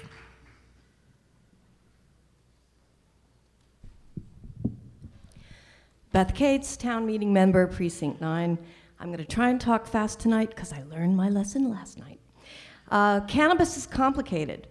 Look how long it's taking the Cannabis Control Commission to draft regulations for the many facets of the industry and issue licenses. It's a big, complicated idea with a lot of moving parts, and it's taking a long time to come to fruition. Just as the Cannabis Control Commission has studied other states, as the Cannabis Control Commission has studied other states that are further along in the process of developing their regulations, Brookline needs to study what recreational cannabis dispensaries look like in states where they've been licensed for a few years. And it doesn't look like Massachusetts. As previous speakers have noted, we cannot predict what retail cannabis will look like in Brookline based on a situation where there is one retail store in the Boston area. We cannot hamper town government from responding to rapidly changing market conditions and neighborhood issues by codifying restrictions for 2 years and waiting on town meeting. We need to be able to address specific issues in a timely manner and to be able to keep up with the ever-changing landscape. Now let's look at another high-volume business, Trader Joe's. When Trader Joe's opened in Coolidge Corner, I bet you don't know this, but it was the only Trader Joe's in Greater Boston. At that time, an employee told me that our little Trader Joe's with no loading dock, its delivery trucks occupy parking spaces in front on Beacon Street from 8 p.m. with huge pallets of merchandise flanking the sidewalk. Little warehouse space, limited parking and square footage, was the largest volume Trader Joe's in the United States, just behind the newly opened Trader Joe's in Union Square in New York City. And Coolidge Corner store is still the highest volume store in the region and number 3 in the country behind the 2 stores in Manhattan. You have 1 minute. It has been noted that people are more likely to drive if their purchase requires multiple bags of groceries than fits into a small pouch. Yet Trader Joe's auxiliary parking lot is about to be eaten up by a 40B next door. That said, we love Trader Joe's.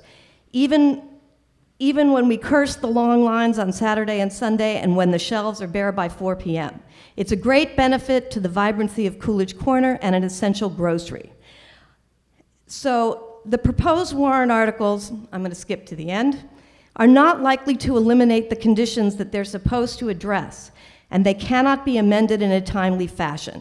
If these warrant articles pass, Brookline stands to lose a lot. revenue to improve our community, vibrancy in our commercial zones, and the winners will be Boston and Cambridge. I ask you to see the big picture and vote no on all three of these warrants. Thank you, Mr. Richmond.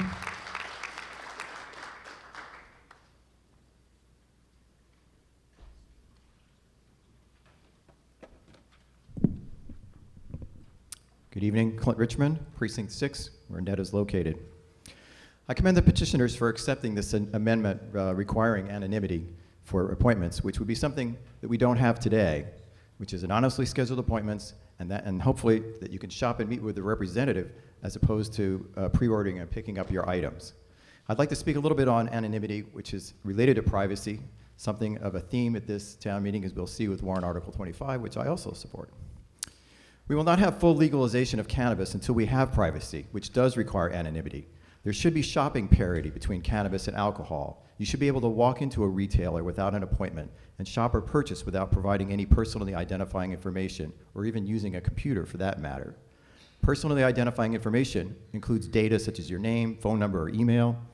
Personal link data can include the address of the computer, as we heard, that when you access a website or make an appointment. You don't have to show your ID to enter a liquor store, only at time of purchase, and it is not scanned.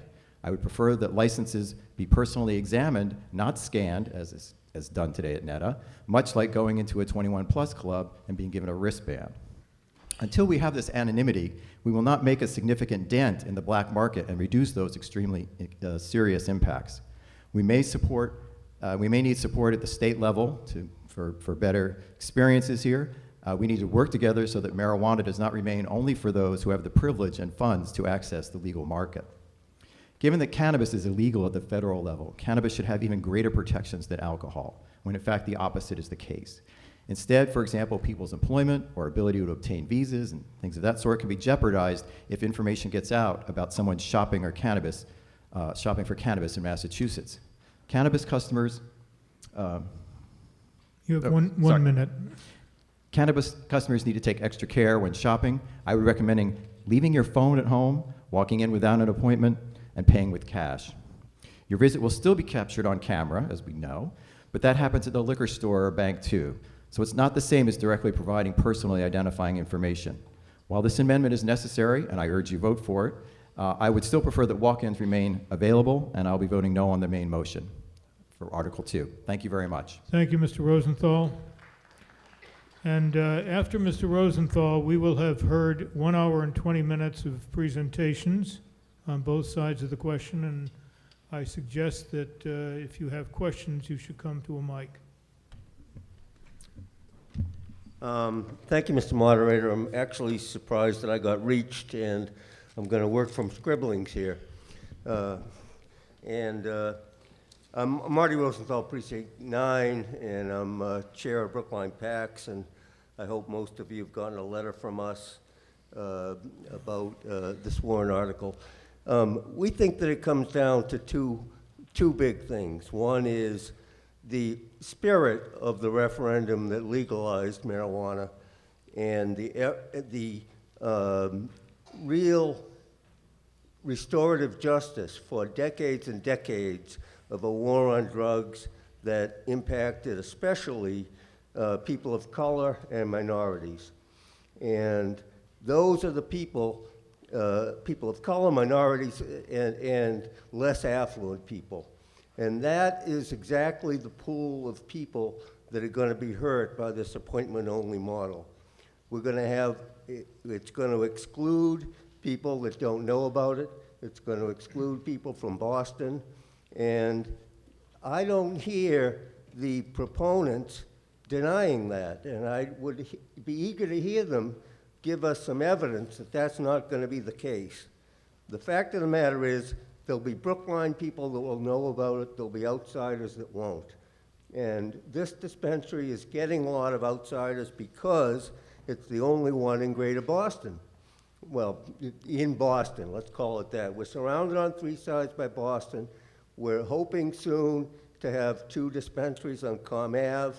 We're hoping soon to have, I think there's 14 agreements in Boston. Does anyone in this room really buy the fact that those extra dispensaries will not reduce business at Netta. That's what we've been told. We've been told a lot of exaggerations. I don't doubt that there have been issues in Brookline Village. I started in my activism in Brookline as a neighborhood person, going to meetings at Herb Goodwin's house because of developments like Dexter Park that You was have built. 1 minute. Okay. So I yield to nobody in protecting neighborhoods, but we're hearing differing things about what's going on in this neighborhood. And we've gotten a flood of letters from people in Coolidge Corner that are buying all the negative stuff. Does anybody really believe that the problems are as uniform as we're being told?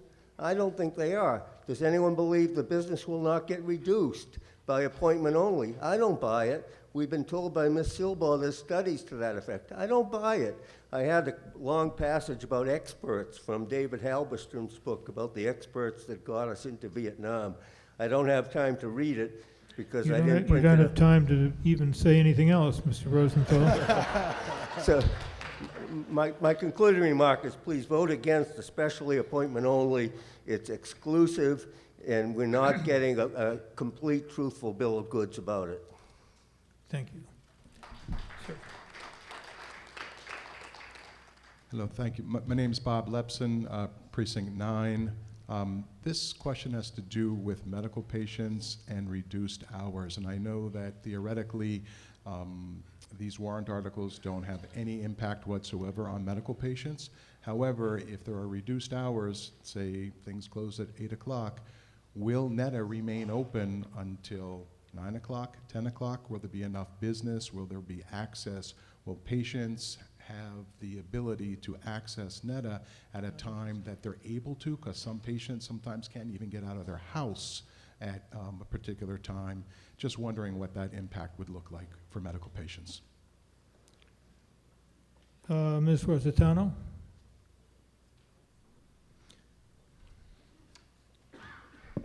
Thank you for your question. Yeah, we do see this as a limitation for access for people who are using this product medicinally. While we do intend to stay open for registered medical patients during the regular hours that we have now, there's a vast majority of our patients or our customers who are coming in who don't want to be on a state registry, who are uncomfortable with registering as a patient with the state. And so we're having a lot of those same conversations with our medical patients, registered medical patients, as we are with our adult use consumers who are able to come in and access this medicine without being on a state registry. So the plan is to remain, for registered medical patients, the plan is to remain open and that there is sufficient business to take the hours into 9 o'clock, 10 o'clock, if need be? Whether or not there's sufficient business, it's something that we feel important that we do to prioritize our medical patients, but we are concerned about those patients who will not have access because they don't have a card. Right. Okay, thank you. I've been given a message that we've heard from 10 speakers opposed compared with 6 in favor. That's not true. It's maybe true in terms of raw numbers, but the first 3 speakers against were taking up a 12-minute time block to make up for the 12 minutes given to Mr. Warren. So I think that's the difference in the numbers, which we've heard the same amount of time from each side. Mr. Daves? Rob Daves, Precinct 5. I live about 300 feet as the crow flies from Netta, and I've been privileged to live in a wonderful Pill Hill community where for the past 20 years I've been involved in all sorts of issues informally, and I've been privileged to work with a lot of great neighbors on Gateway East, park renovation, preservation issues. But I have to tell you, the stridency that this issue has bubbled up with really surprised me, and it made me wonder, what's going on? And I really believe all the firsthand accounts that I've heard from people who have seen bad behavior, but I personally feel different. And I think maybe it's got something to do with my organic makeup. I'm personally feel very positive about this. This is an opportunity for our town. And so I'd like to add my voice as also with Mr. Levine's, like he said, and from others that I've heard in the neighborhood. I haven't seen any directly attributable impacts in front of my house, and I live one house from Walnut Street. I think we, as a town, made a strategic decision to invite this business into our town, and I think we've done a good job. It's an experiment. It's been rough. It has bumps, but I would say that we need to be flexible. We need to work with this just like we do on other issues of development, and I urge everybody to vote no on all three. Thank you. Ms. Vanderkee.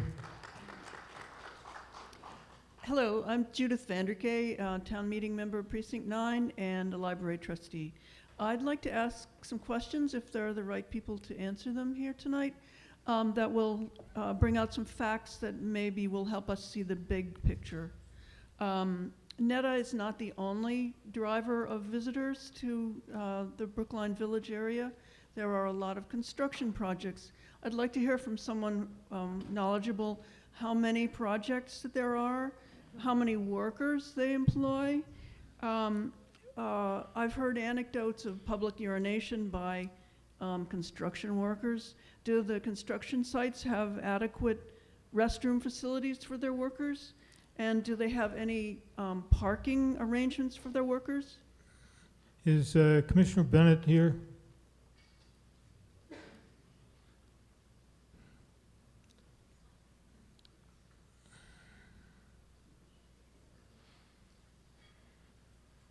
Good evening, Dan Bennett, Building Commissioner. With respect to the construction jobs, there are 4 major jobs going on in that area. You've got 1 and 2 Brookline Place, you've got 700 Brookline Ave, you've got 20 Boylston Street. Further west down Boylston Street, you have the Audi addition and renovation, and then of course you have the high school. So those projects are large, and they do bring a lot of people to the area. With respect to parking and the construction workers, we do get construction management plans when the projects are permitted, and they all understand that for the most part there's no parking available on any of these construction sites because they take up a majority of the land. They're encouraged to take MBTA, use mass transit, carpool. A number of the projects will provide off-site parking. 700 Brookline Ave, for instance, has 2 lots over the line in Boston that they encourage their construction workers to go to. They can make private arrangements on private property for parking as well. With respect to restrooms, they all do typically have the porta potties on site. I don't have a regulation or know the number there. I'm not sure if there's anyone, another department that could answer that question.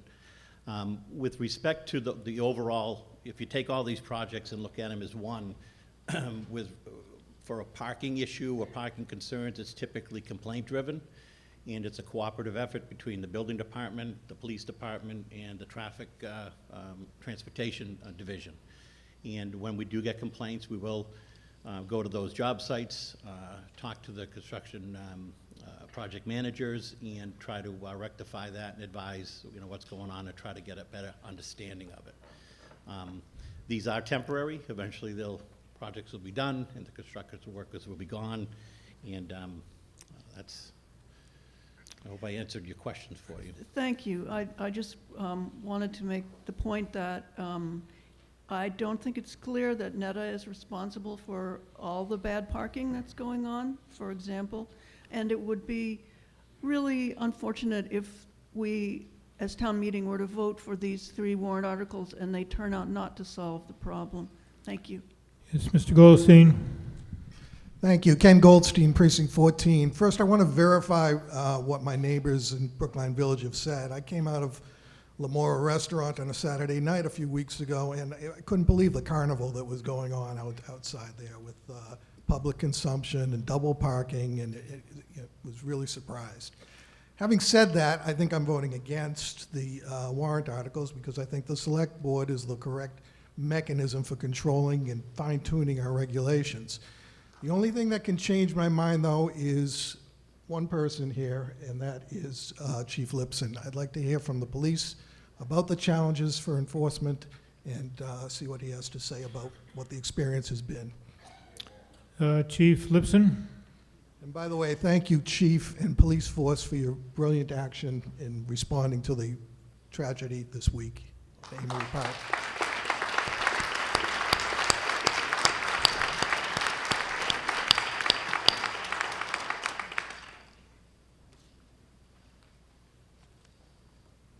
Good evening, Andrew Lipson, Chief of Police.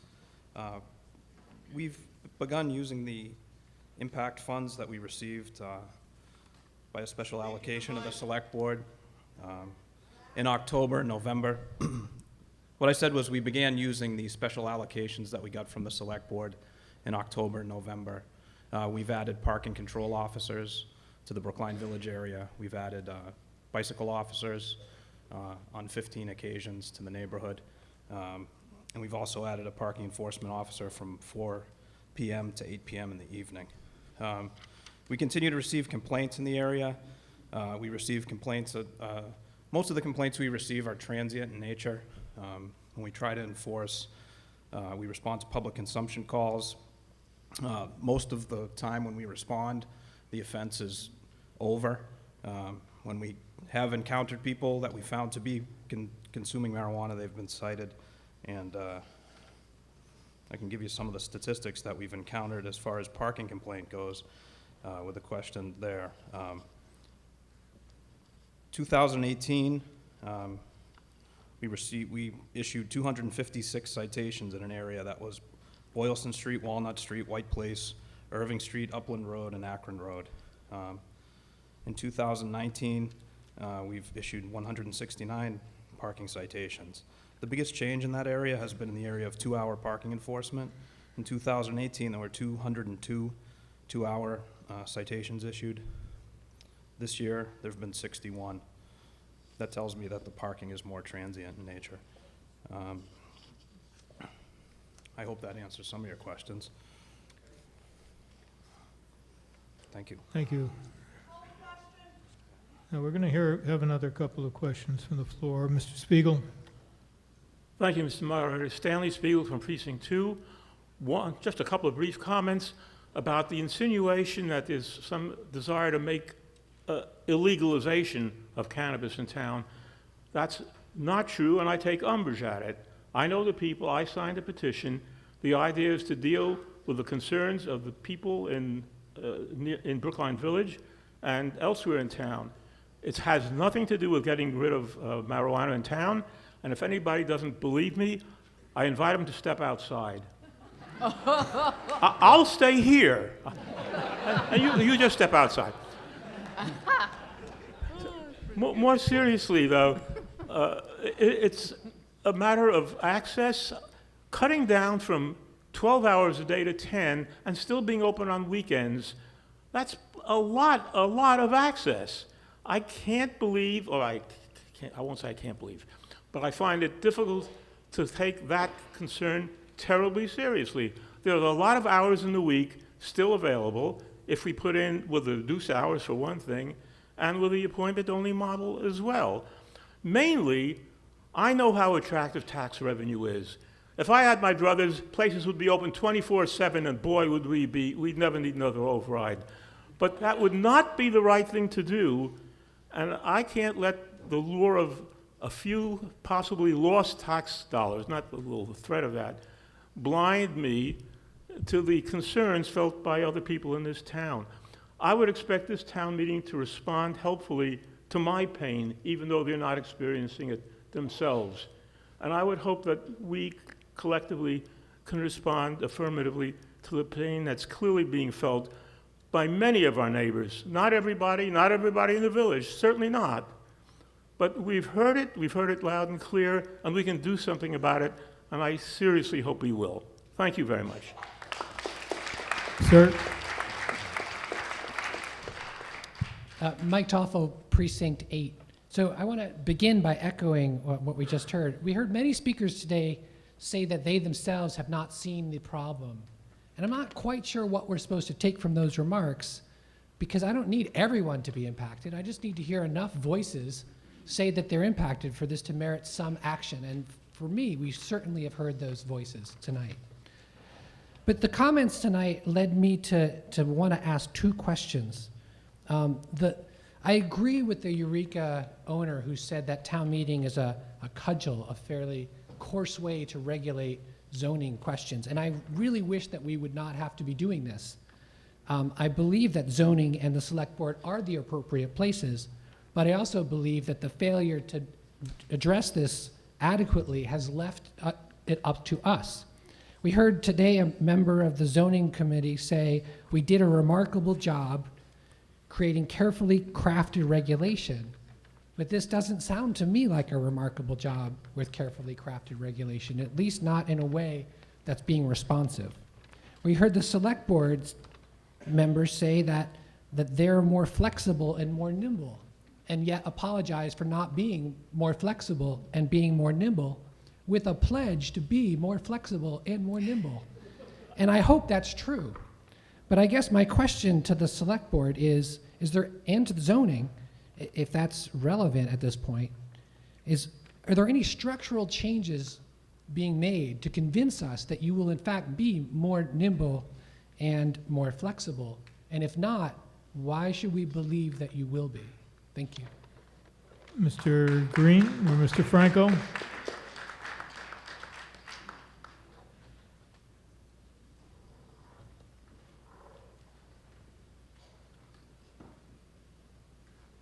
Well, that's a difficult question to answer. Of course, we're going to be more flexible, more responsive. And we've done that through the acceleration of some of the host community agreement payments or host community agreement funds, through the planning and implementation of the appropriated monies from this town meeting. And you know, we've laid out plans to address the real impacts that we have seen and heard about from the community. Some of us don't believe that it's necessary to use as one person put it, a hatchet where a scalpel is necessary. But I think that you really can't say that we're not being responsive to the concerns that we heard from the community, both sides of this issue as well as other issues. So. Thank you, Ms. Brown. Hi, Deborah Brown, Precinct 1. This is more of an observation. I believe in the production of income, but I take real umbrage at, you know, just the conversation about how, you know, these businesses are a response to the war on drugs. They're a response to a war on the production of income. And it's very troubling on both sides when you say that it in some way is going to improve the quality of life for people of color in this town, especially African Americans and Latinx. I don't think that's going to happen. And if it is going to happen, I would like to start seeing that on the part of the town, on the part, you know what, I've heard more from the businesses about what they would be willing to do than I have the town. You know, you took money from the health department, and I'm sure you had to do it. But as I stand here representing people, my question is, as an African American woman, what are we getting out of this? I think we'll take that as a rhetorical question. Ms. Gilman? No, that was a real question. Okay. Someone like to answer it?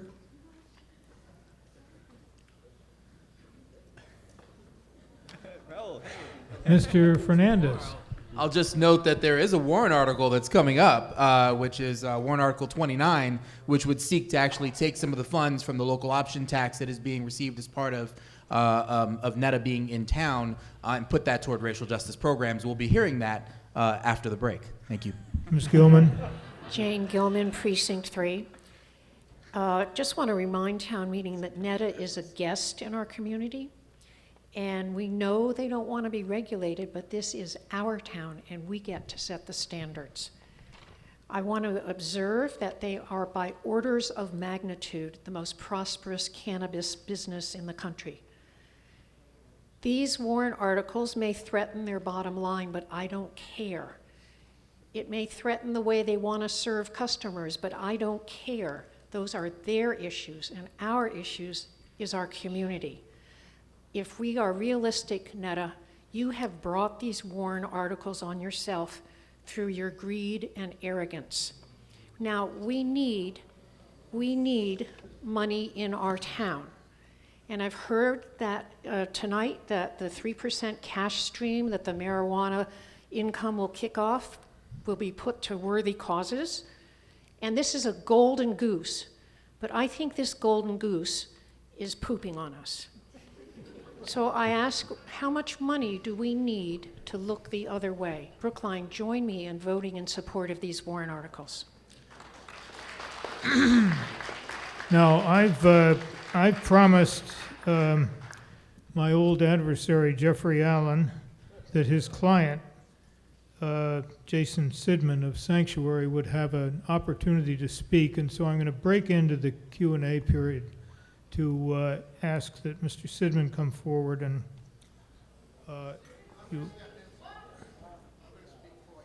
Mr. Allen will speak for him, the mouthpiece.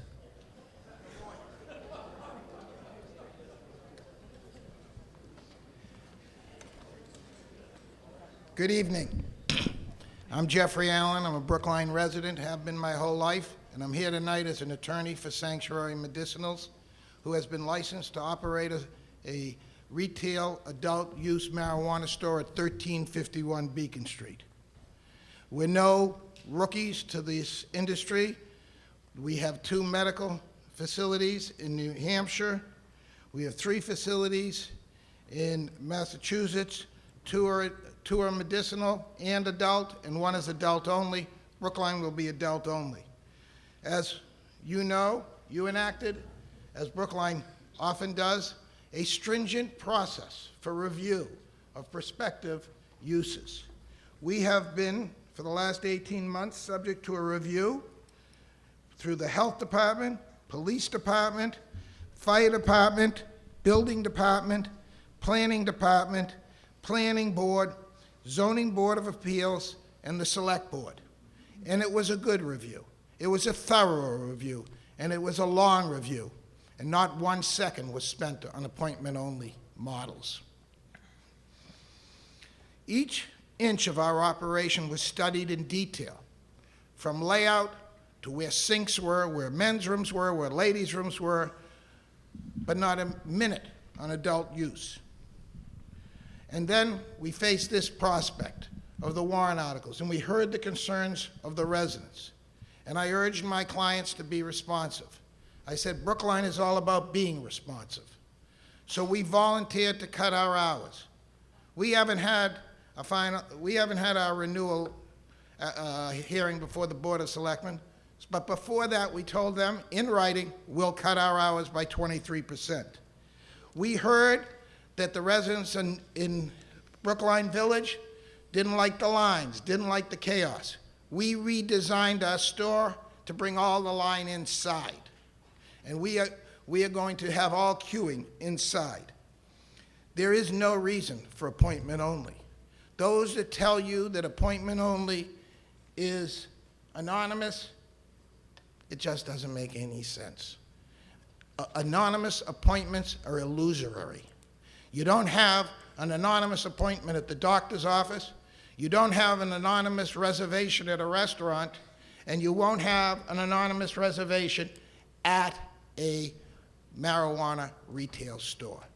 It is an invasion of privacy. We can debate all night to what extent it invades the privacy of the customer, but it does constitute an invasion. The only anonymous customer in a retail marijuana store is a walk-in customer. This warrant article, Article 2 specifically, will have 2 real impacts. It will have a financial impact. We've heard about garden remedies. The fact is that for a while they operated contrary to their special permit as a walk-in retail facility, and then they were forced to go back to what was in their special permit as appointment only, and they saw a 50% decrease in revenue. That's why they only have 5 points of sale. If we sustain anything near a 50% decrease in revenue, or Mehta joins us in receiving that kind of decrease in revenue, the loss of tax dollars to this town that needs new revenue will not be a couple of $100,000, will not be $1 million, it will be a couple of $1 million, minimum. In a time when the town is looking for new revenue sources, this warrant article, which does not guarantee any success to rid the ills it seeks to do, will cut revenue substantially. Appointment only requires a customer to provide some identification so we know that they have the appointment. It requires licenses. If you make it a warrant article, we have to prove we're in compliance. How do we prove that we're in compliance? We have to keep records to show we're appointment only. Who checks our records? But the licensing division of the police department.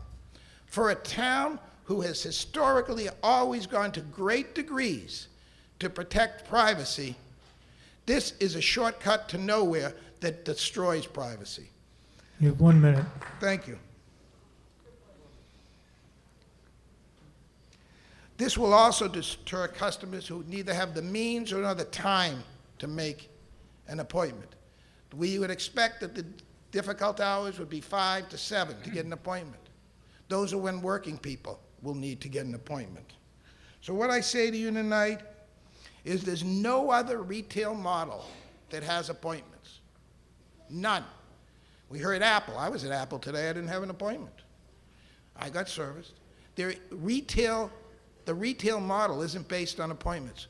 When 62% of the voters in Brookline approved the retail sale of adult use marijuana, they didn't approve a retail model. They approved retail, which is not appointment only. We haven't operated a day. We haven't opened yet. We'll be opening in February. We haven't caused any problems. Mehta has dealt with their problems. Give us the opportunity, along with our other licensee, Mehta, to fulfill the will of the voters of Brookline and to operate an organized, respectful retail facility which will bring feet into Coolidge Corner, which will help the commercial tax base of the town, and which will contribute to revenue to this town. And it's nice to be back. Thank you. Well, we've been at this for 1 hour and 45 minutes. We've had an equal amount of time of presentations on each side of the question. We've had 8 or 9 questions from the floor. There's been a motion to terminate debate. I'll allow that motion. Is there a second? Second. Okay, let me tell you who I have signed up to. You see who's at the microphones.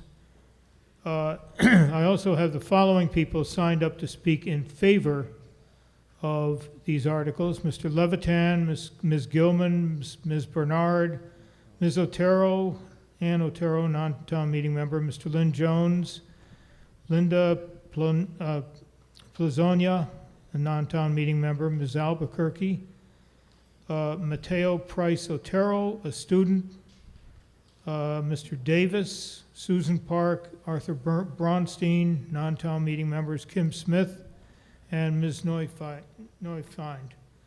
I have the following speakers signed up against the warrant articles: Mr. Fisher, Mr. Barnofsky on behalf of another applicant, Comav Canna, and Ms. Lindenboim. So, on the motion to close debate, those in favor, please raise your hands. Those opposed? Motion carries by a 2/3 vote. I think there's some objection to that. If there are 7 town meeting members that doubt the vote, we'll have an electronic vote. You should have had one in the first place. This is STM 3, motion for the question.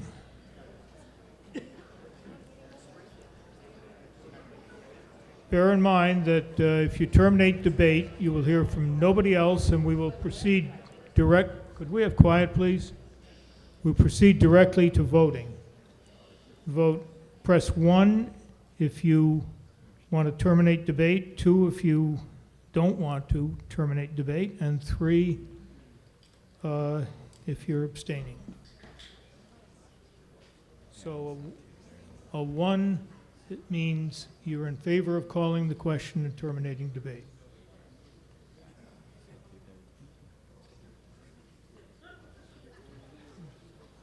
No. This is not a recorded vote, by the way. It's just a vote to verify the moderator's inability to count hands.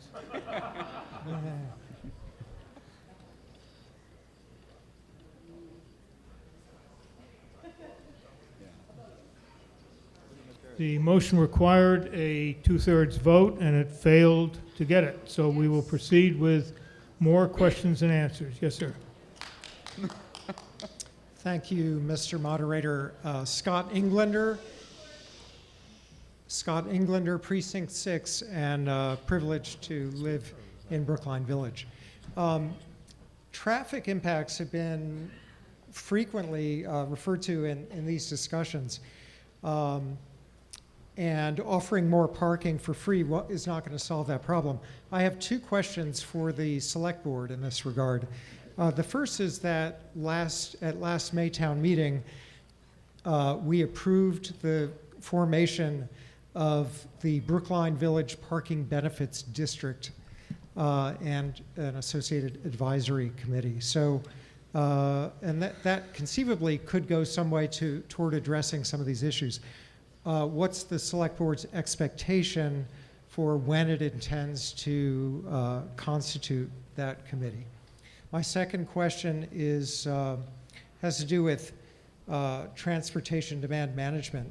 What is the opportunity as part of the licensing process to consider transportation demand management measures that are designed to shift customer driving to other modes in a way that's meaningful, because as we know, that simply encouraging them to do that is not effective. Thank you.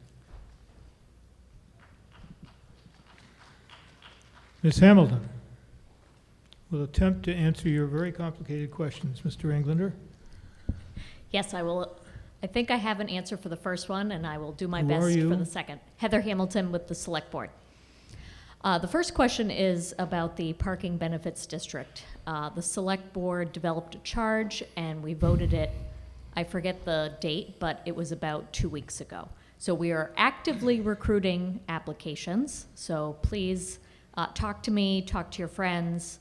I will be recruiting as soon as town meeting concludes, and I can focus on that. The second part of your question is TDM. We are developing a TDM plan for the town currently. I'm working with the town administrator's transportation administrator. And it's not a bad point to look at that during the licensing of these entities. I will say that a traffic study is required when we review the applications.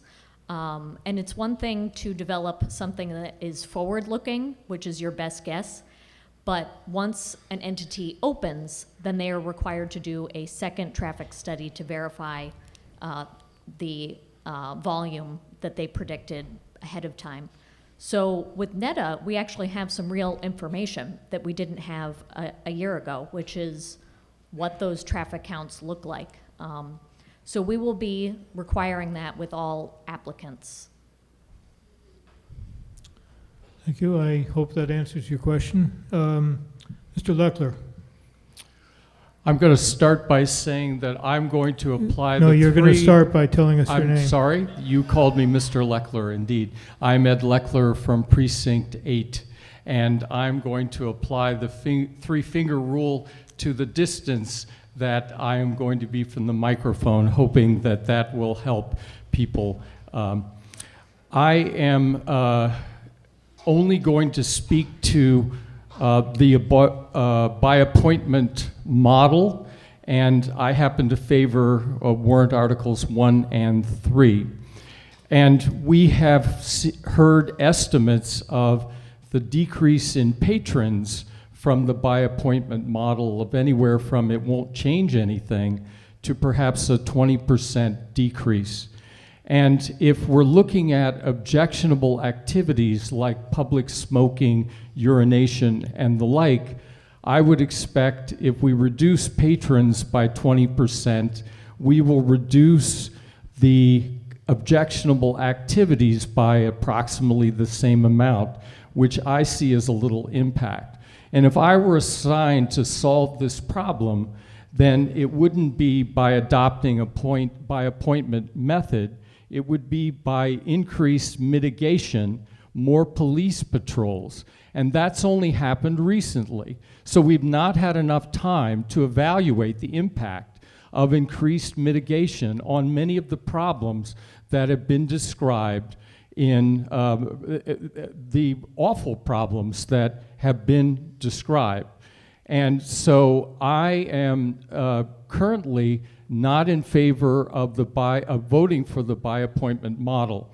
The exception might be in regard to the parking. I can say that I have been monitoring that area recently, and including at peak times, and I just don't see the parking problems that have been described. And I don't know if that's just because I've only been there a half dozen times, or if things have changed or whatever, but I do put a caveat on the concern about the parking.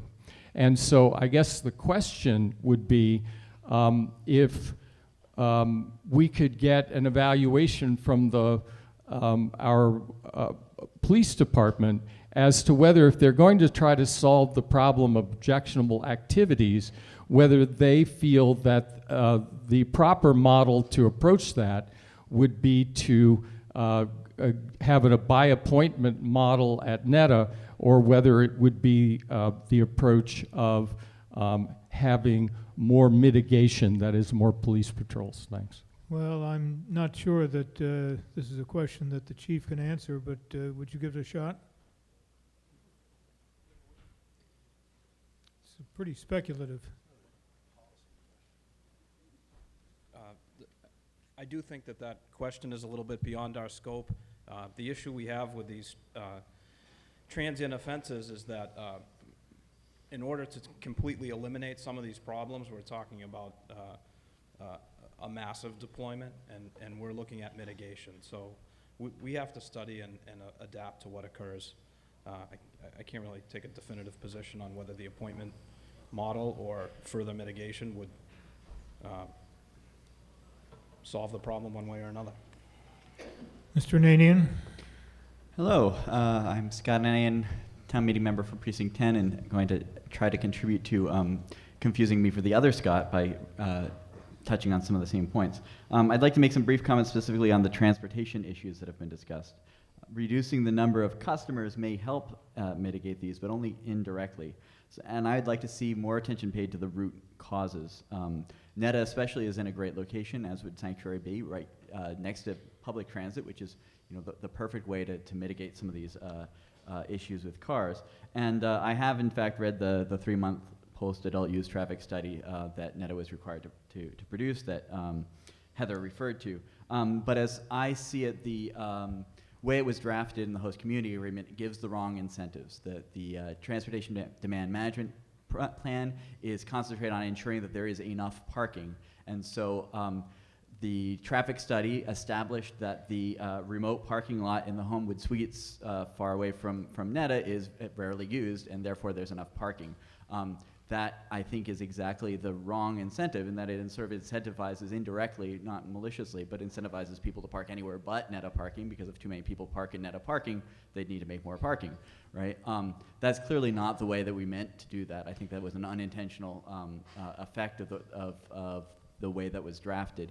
And so when those community agreements are revised, I'd like to see, I would make this a question to the Transportation Board, but I know the Transportation Board knows how to write good transportation management plans that value vehicle efficiency. And I'd like to see us look at that when those agreements are revisited, to ensure an attention to, I think, what is the root cause of some of the transportation-related aspects here. Thank you. Mr. Moderator, thank you. Susie Roberts, Precinct 2. I have two questions. The first one is, I'd like to know, from when I was on the advisory committee, I know that there's often some negotiation that goes on with a business or a company that's being regulated in the course of a warrant or a series of warrant articles. And I was wondering whether or not the appointment only matter was actually something that was discussed as part of some kind of negotiation, what room there was to change the attitude that no appointment only would be acceptable. So I was wondering if Netta or Sanctuary could comment on whether there was such consideration. I'm not sure I quite understand to whom your question is directed, Ms. Roberts. Directed to, I'm sorry, I don't know your last name, Amanda, Oh, or whether or not. Ms. Rosatano? Yes, I'm sorry. Or Mr. Allen for Sanctuary. In other words, is there some middle ground on the appointment-only model that was discussed in the course of consideration of these warrant articles? That's my question. Well, I'm not sure that Ms. Rosatano had much to do with the preparation of these warrant articles, but did an issue like that come before the advisory committee?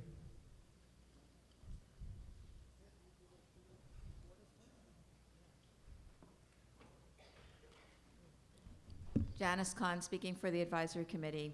No. Thank you. Okay, and I had one other question that I wanted to ask because I was confused about the effect of our votes today on the select board's future consideration in December on the appointment only, on the appointment only model, so that if town meeting votes in favor, how would our vote affect the select board's consideration? Mr. Franco, Mr. Green?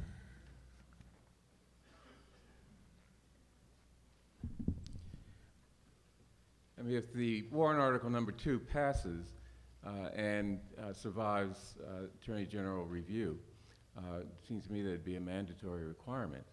We would still be negotiating other issues with respect to the license conditions, but it seems to me that a bylaw warrant article would be, or bylaw provision, would be mandatory on us, and we'd have to work around that. So then if warrant article 2 is voted down, then the select board we would have would discussion consider. on the select board as to what is the appropriate approach in our negotiations, or in our discussion and negotiations with respect to the 2 licenses that are up for renewal. I'm not going to guess how that's going to come out. Thank you. Thank you. Hello, my name is Caitlin Studdard. I'm a Precinct 2 town meeting member. This is my first time ever speaking at town meeting. Welcome. Thank you. Hi, everyone. And I just had a quick comment. I do actually fear that the crusade against Netta is a crusade against legalized marijuana in general. My evidence for feeling this way is as follows. In October of last year, 5 months prior to the date when Netta opened for adult use, a group of people led by the petitioner of these warrant articles was attempting to, quote, save St. Mary's from having a recreational marijuana shop. This crusade was prior to Netta's recreational opening and therefore was not influenced by any of the outcomes from Netta's opening. So that to me just indicates evidence that at least some people who are trying to limit NETA are potentially opposed to recreational shops in general in Brookline. But I have no doubt that my neighbors' points are real. My opinion is that this problem is not about NETA, but rather about enforcing laws that we already have. We have many liquor stores in Brookline, including the frequently mentioned Trader Joe's, to which I bring my toddler every single day. With rare exceptions, people do not consume liquor in or around Trader Joe's because of many decades of enforcement around public consumption, public drunkenness, etc., of alcohol. So I say, let's hold that same high standard of enforcement for marijuana products. Thank you. Thank you. Mr. Karen? You made a statement, not a question. Oh, I'm sorry. Go ahead. No. If she called you up, go ahead and answer it. Yeah. So first of all, there was no crusade against anybody. The location at 1032 Beacon Street was illegal because it was in 498 feet to a school, which was against zoning. But I'm really surprised at the attitudes that I'm hearing. You know, if a neighbor helps a neighbor in their own community, they're called a NIMBY. If a neighbor helps a neighbor outside of his own neighborhood, he's called a rabble-rouser. I don't understand why neighbors can't help neighbors. I do not understand why neighbors can't help neighbors. I'm always going to help a neighbor. I'm not a law firm in Brookline making millions of dollars. I've spent hundreds of hours helping my neighbors. I'm not making any money. Zero. I'm not NETA. I'm not making $75 million. I'm not the town with $2.4 million in tax revenue on the line. I'm the guy that was called by Susan Park from Coolidge Corner saying, hey, can you help us? I'm the guy that got called by Dan Saltzman and Faith, hey, could you help us? I'm the guy that got called by Cindy Lee over by Com Ave and David Mark, can you help us? So please don't disparage me because I'm helping. Thank you. Mr. Karen? Go ahead, Mr. Silverberg. Thank you, Mr. Moderator. Isaac Silverberg, Town Meeting Member, Precinct 14. I stand before you here today, and I guess I briefly want to reply to Mr. Spiegel, just with an example of someone who might require something that doesn't necessarily, pain doesn't necessarily come by appointment either. I'm suffering from a sprained ACL right now. I had an injection today and was in considerable pain this afternoon. I was prescribed pain medication by my physician. Not a single pharmacy in Brookline could actually fulfill that pain medication. They didn't carry the proper doses. By the time I'd actually gotten home and realized this, I couldn't actually get back to my doctor to get a prescription. I'm still in serious pain. Some of you who've seen me come in today, I limped. I love you all in public service that much. And that's just one example of someone who might have turned to cannabis in a non-prescription, recreational use customer case in order to say, hey, I'm going through something, I would like this now. Pain doesn't come by appointment. The other thing that I'd like to say is that I believe the neighbors, by and large. I believe that they're concerned about the character of their communities, and I believe that some of these incidents that we heard about on video have happened. I'm also concerned that the vehicles that we have in front of us are not the best tools to potentially solve those. And so what I'd like to encourage is for the select board to use the broader toolkit that you have at your disposal to address this issue. And I'd also like to tell town meeting that when we talk about parking, this isn't just something that we can control in Brookline. A shop on Com Ave is a sidewalk in a street controlled by Boston. Something in Coolidge Corner is in a business district where in a couple nights we might vote to completely eliminate parking minimums and turn them into maximums. We can't let parking dictate absolutely everything that we do as a community. It's just not, it's not a sustainable pathway forward. Not economically, not environmentally. And so I wasn't completely decided on these warrant articles before today. But personally, I've been moved. I think I am going to be voting no on these. But I do want the neighbors to understand that whether it's better regulation that comes forward in the future, I would be happy to consider and strongly consider supporting it. And I urge the select board to use the broader toolkit that you have. Because there's clearly an issue, and I sympathize, but I'm not sure that this is quite going to solve the issue that we have at hand. Thank you. Now, Mr. Karen. Thank you, Mr. Moderator. John. Oh, I'm sorry. Mr. Moderator, who would you like to hear from? I will hear from you, and then we'll hear from Mr. Lynn Jones, who is next on my list.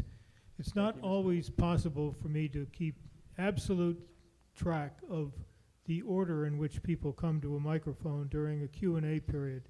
So I apologize if I miss somebody for... Thank you, Mr. Moderator. John Karen, Town Meeting Member, Precinct 12.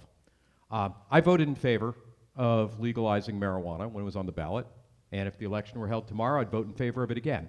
And that was about not giving people criminal records, not having them have criminal consequences, and finally being able to legally buy it in the state, all of which is good. But unfortunately, the state has slow-walked approval of marijuana facilities. And so what that's left us with essentially is analogous to having the only liquor store in Greater Boston located in Brookline Village, and you know what would happen if that was the case. People who are in favor of these warrant articles are not all, or I think most, or even probably almost any of them, in favor of prohibition, in favor of making marijuana illegal, in favor, I mean, there may be some people who still have concerns, but we regulate liquor stores, we regulate bars, we regulate banks. I'm an FDR Democrat. When a business causes impacts that hurt the public, we regulate them. We regulate pollution so that it doesn't, so that power plants don't pollute us, or at least we used to.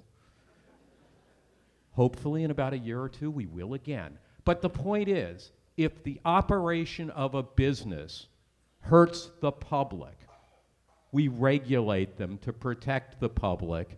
And in our town, we should be doing that whether it's our neighborhood that's getting hammered or it's Brookline Village and Pill Hill. And so I'm going to vote in favor of these warrant articles because what I'm hearing is they're getting hammered and we have a duty to regulate those businesses to protect them just like we'd want to be protected if it was happening next door to us. Mr. Lynn Jones.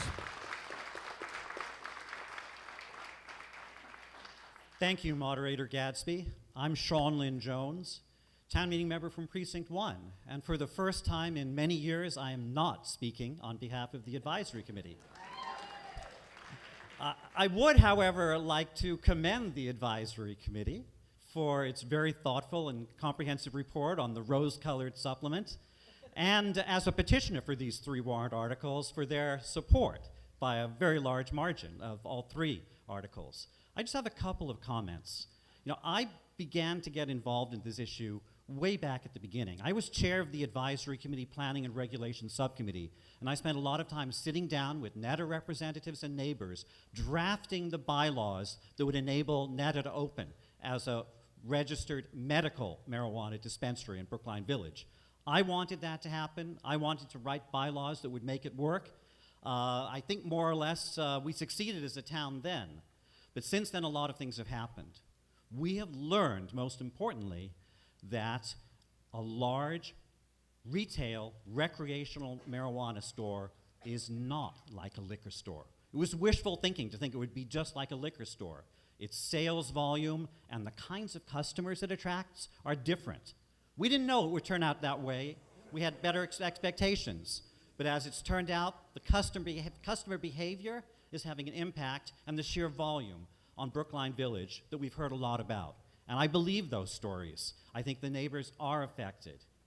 The big picture that we should look at, and I've heard people saying we should look at the big picture, is the need to strike a better balance between allowing large stores, considerable latitude and freedom about their operations, and protecting the quality of life in our neighborhoods. The pendulum swung a little bit too far because we didn't know the outcome. Now it's got to swing back and maintain that quality of life. I voted for legalization. I would do it again.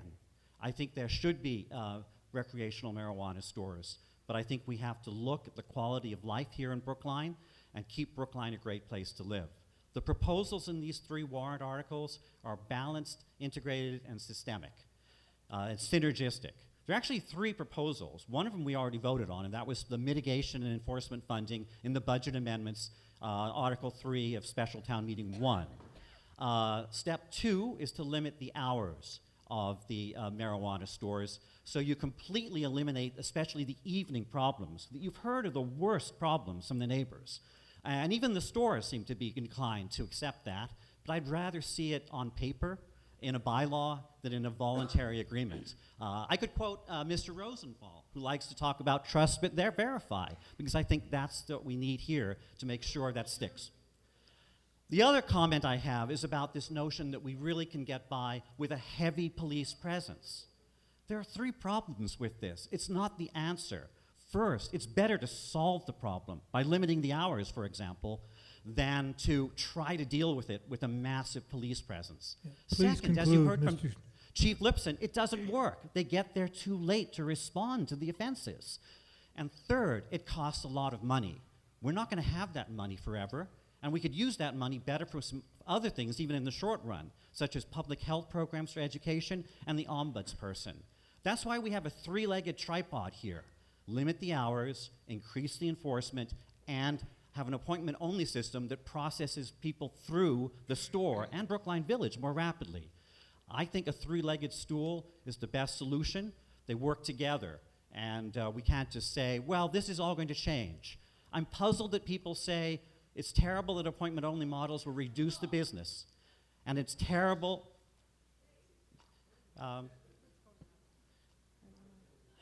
I'm sorry. I will conclude. I would I don't want you being prompted to conclude by the members of the audience. I'll prompt you myself. Go ahead. I'll wait for your prompt. Please conclude.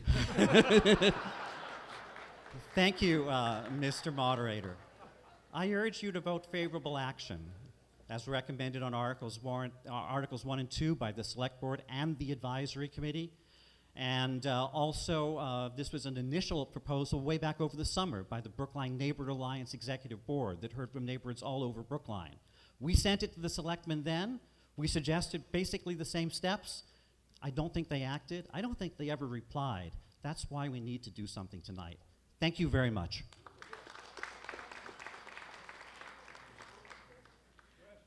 I've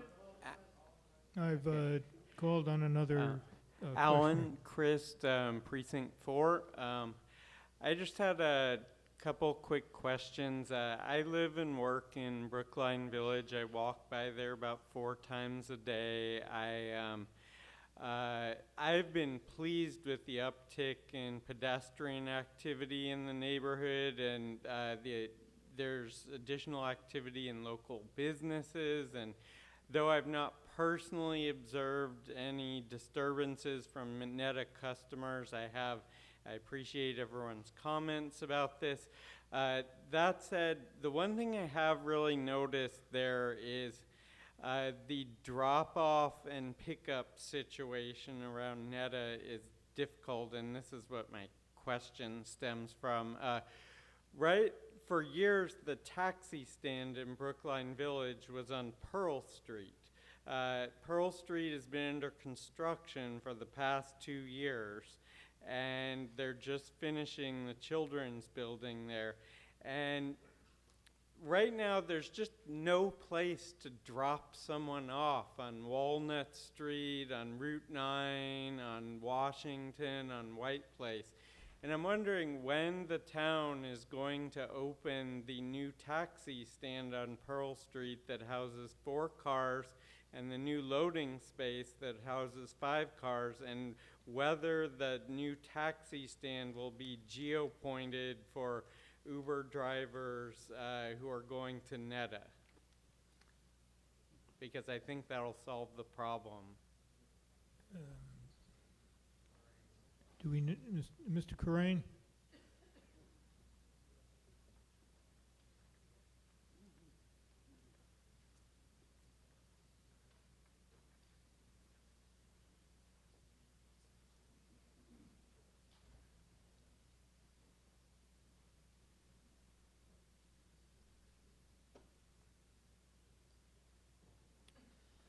Todd Crane, Train Station Administrator for the town of Brookline. As you know, Pearl Street has been under construction. 24 Brookline Place is hopefully going to be done soon. We have created, as part of the plan for Pearl Street, to restore the 2 taxi cab spaces, which were primarily used by 10 Brookline Place, 1 Brookline Place, and those coming off the train, as well as a dedicated shuttle bus location for any shuttles coming to that area, be they Dana-Farber, LMA, Children's, etc. I do know that for Mehta specifically, Mehta worked with the Brookline Police Department to actually establish a dedicated pickup drop-off zone on Boylston Street. They worked with Uber, Lyft, and other TNCs to drop a pin in that dedicated pickup drop-off area, and anyone in that general area that is trying to call an Uber or Lyft, they are directed to that dedicated area. Instead of what we saw initially before that was done, we saw people walking out the door, taking a left, and waiting on Washington Street on the bridge, which was creating traffic concerns and safety concerns. So now they are directed to the dedicated pickup drop-off areas on Boylston Street, which is much safer than previous. Thank you. How long has that been Mr. in Rollins. place? Oh, sorry. Thank you, Mr. Moderator. I'm Andrew Olins. I'm a long-term town meeting member from Precinct 5. I've been a member of this body for over 40 years. I want to tell you I have never felt more constituent pressure to try to deal with the problems that we are experiencing in our particular neighborhood. And that's what I'm here to talk about, and I will be brief. This is a Talk into the microphone, Mr. This Rollins. is a neighborhood issue. The neighborhood that I am from, Precinct 5, the Pill Hill area, has been impacted enormously by this facility. I took the invitation of Mehta and went through the facility at the Brookline Bank building. It's an extraordinarily impressive operation inside.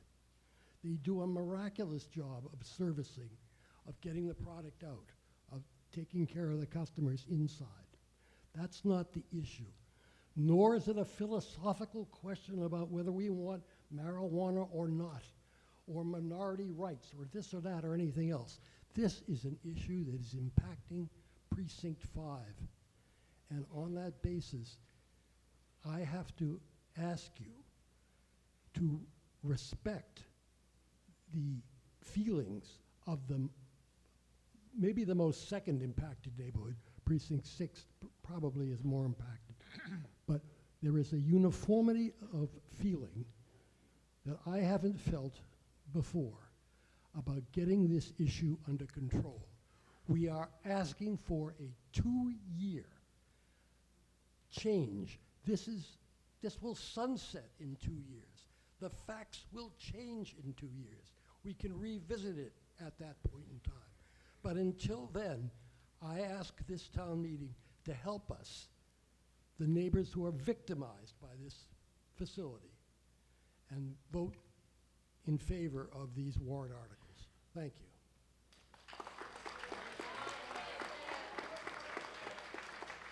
Okay, we'll try that again. We've now been 2 hours and 20 minutes on these set of warrant articles, and in my view, your minds are probably all made up. So I will allow the motion. Is there a second? All those in favor of terminating debate, please raise your hands. Those opposed, that motion carries by a way 2/3 vote. Now, we proceed to a vote. The first motion we will vote on is the motion at the top of, and we'll have electronic votes, I assume, for all of these. Okay. No need to ask. On the top of the rose-colored supplement, the motion under Article 1 is to limit the hours as set forth in the motion. So, this is Article 1, main motion.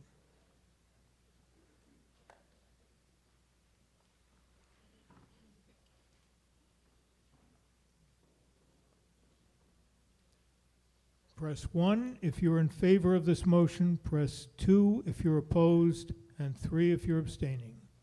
This is the motion under Article 1 at the top of page 12 of the rose-colored supplement.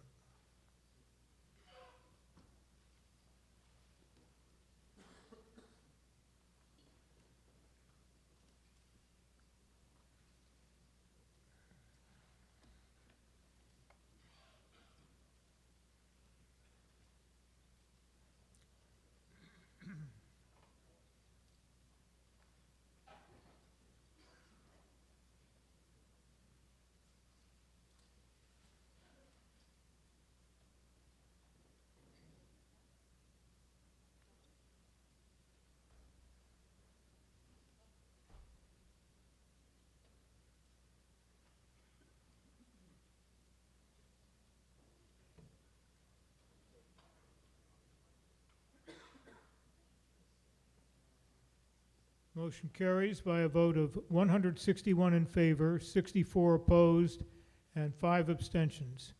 That total is 230 out of 248 town meeting members. Motion carries. On the motion under Article 2, we have an amendment first. It's the Richmond amendment on the Brown supplement that was handed out this evening, which would insert the words, and further provided that the marijuana retailer must provide the customer with the option to schedule an appointment anonymously. He would insert that after the word required in the 5th line of that motion in the middle of page 12. So on the amendment, can we do this without a... Okay. Those in favor of the amendment, please raise your hands. Those opposed, motion carries. On, now we have Article 2 as amended by the Richmond amendment, is the motion in the middle of page 12 of the rose-colored supplement. We'll have an electronic vote. This is Article 2, main motion, as amended.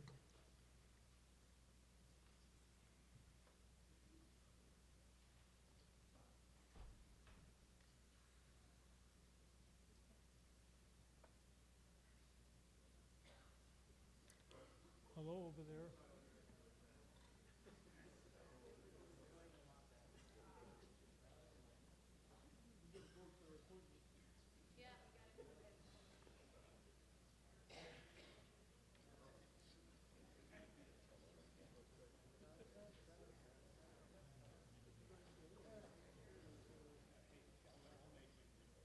Okay, hurry up. 1 if you're in favor of the motion under Article 2, 2 if you're opposed, 3 if you're abstaining.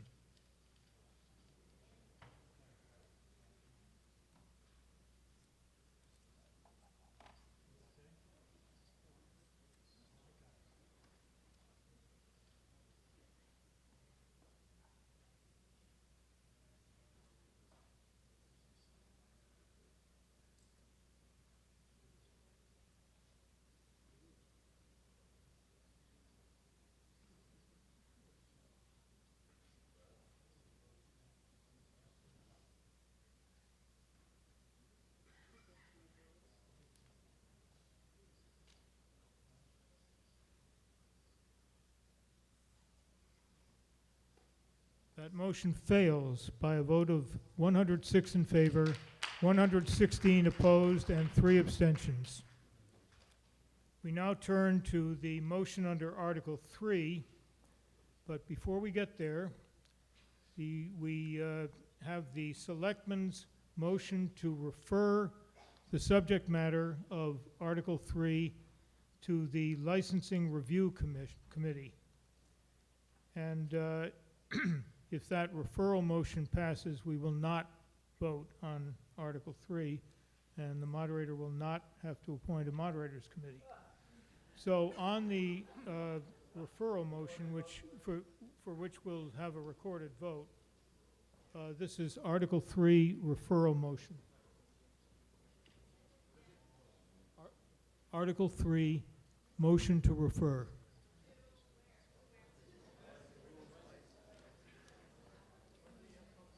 If you want to read it, it's on page 1 of the rose-colored supplement.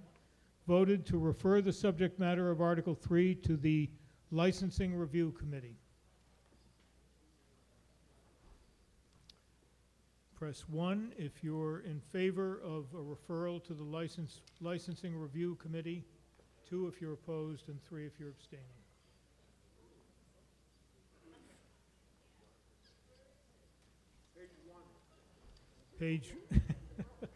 Page 1 of the rose-colored supplement. It reads in toto, voted to refer the subject matter of Article 3 to the Licensing Review Committee. Mr. Moderator, The rose-colored is this a supplement. point of order, I think? Mr. Moderator? We'll cancel this vote and start over. Mr. Moderator? Yes. I think it's a point of order. I'm probably wrong, but I don't think that the body knows who the Licensing Review Committee is. Well, I think it makes sense to ask the selectmen the function of the Licensing Review Committee in order to have an informed vote on this. Ben So Franco on behalf of the Select Board. The Licensing Review Committee is a standing committee appointed by the Select Board with the following mission. The Licensing Review Committee's mission is to review all current regulations for licensing with special attention to liquor and food vendor licenses under the authority of the Select Board and to make recommendations for any changes and updates in light of new information or conditions. That committee is made up of citizen members with support from various town departments. Thank you. Okay, this is on the motion to refer to the Licensing Review Committee. You're referring the subject matter of Article 3. If you vote in favor of this, we will not vote on the main motion under Article 3. Article 3, motion to refer.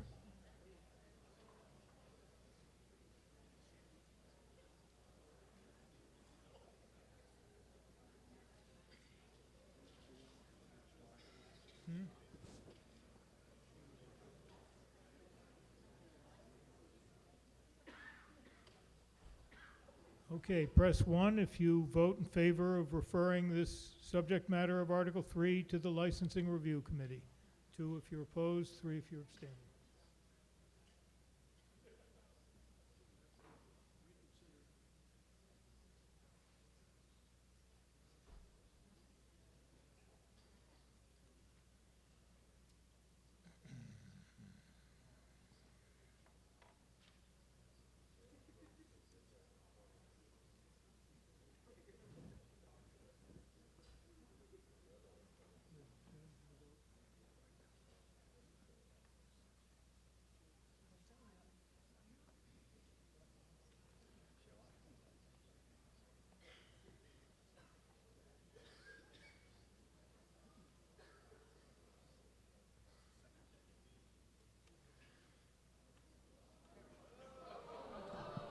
Excuse me, Mr. Moderator. Oh my God, I know. Motion fails by a vote of 107 in favor, 109 opposed, and 4 abstentions. Mr. Moderator, I'm over this way. Yes. Just so we don't have another listserv cluster. There was a lot of confusion where I was about what people were voting on. Apologies. Nicole McClellan, town meeting member, Precinct 11. How can you possibly be confused? On the last vote? Raise your hand if you were somewhat confused about what you were voting on. It's okay. You won't be kicked off of town meeting. Well, there are always 10% who don't get the word, said my drill sergeant when I was doing that sort of thing. I'm sorry, ladies and gentlemen, I could not have explained it more carefully and more clearly what you were voting on. And that vote failed by a vote of 107 in favor, 109 against, and 4 abstentions. Mr. Moderator, I'd like to move over here, sorry. Scott Ananian. Mr. Ananian? Precinct 10. I'd like to move reconsideration. I know that requires a 2/3 vote and may not pass, but I feel like it would be a good measure under the circumstances. Thank you. And your grounds for moving for reconsideration are? That there does seem to be more people were confused than the margin of that vote. The margin was only 2. I saw certainly more than 2 hands up there. Well, it's up to town meeting to agree with me or not. If it fails, it fails. But all right, nobody has left the auditorium. And I don't see that any harm is to be done by having another recorded vote on the motion to refer. Let's make sure we all understand what we're voting on. Mr. Moderator. Yes, Mr. Ms. Moderator. Gilman. I have a point of order, question, something to help clarify. All right. Well, we'll hear from Ms. Gilman first. Jane Gilman, Precinct 10. Mr. Moderator, perhaps the confusion is due to the fact that the language licensing committee is not in the language, and maybe that's where a clarification The could motion is found on page 1 of the rose-colored supplement. About 1/3 of the way down the page, it says voted to refer the subject matter of Article 3 to the Licensing Review Committee. Thank you. Thank you. Mr. Moderator. Mr. Davis. Thank you. Point of order. Well, try me. Thank you. Could we have an explanation from the petitioners as to the difference we're not. between We're not going to have any Article more 3? speeches or explanations from the floor. How- We're proceeding to a vote. You've heard all the explaining you're going to hear on Article 3. Just a clarifying question. Bob Lepson, Precinct 9. Wasn't clear to me, because I had read in some of the literature, that the referral was going to lead potentially to a moratorium on the granting additional licenses during this period. No, it certainly won't. It's Not- just a referral of the All right, subject matter to a perfect, thank you. committee to deliberate. Mr. Burstein. Michael Burstein, Precinct 12. Point of personal privileges. I want to make sure I'm clear on this now. Motion to refer that we're voting on now would refer it to the Select Board's Licensing Review Committee. If that motion fails, we then still will the next vote on having you, the moderator, form the Moderators Committee. That's absolutely correct, Mr. Thank you, sir.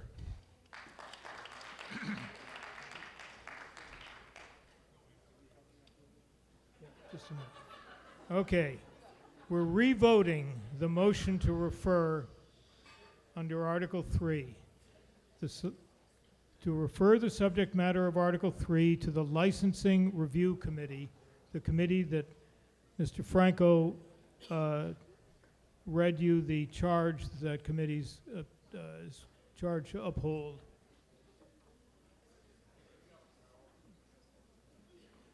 One, two, three, go.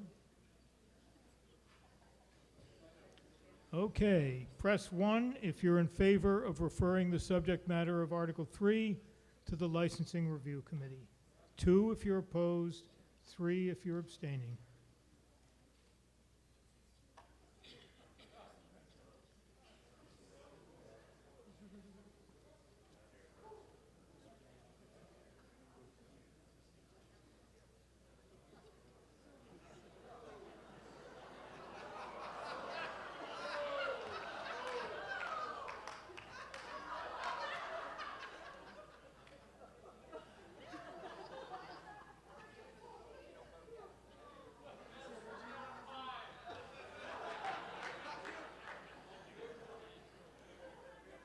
coming down the backstretch.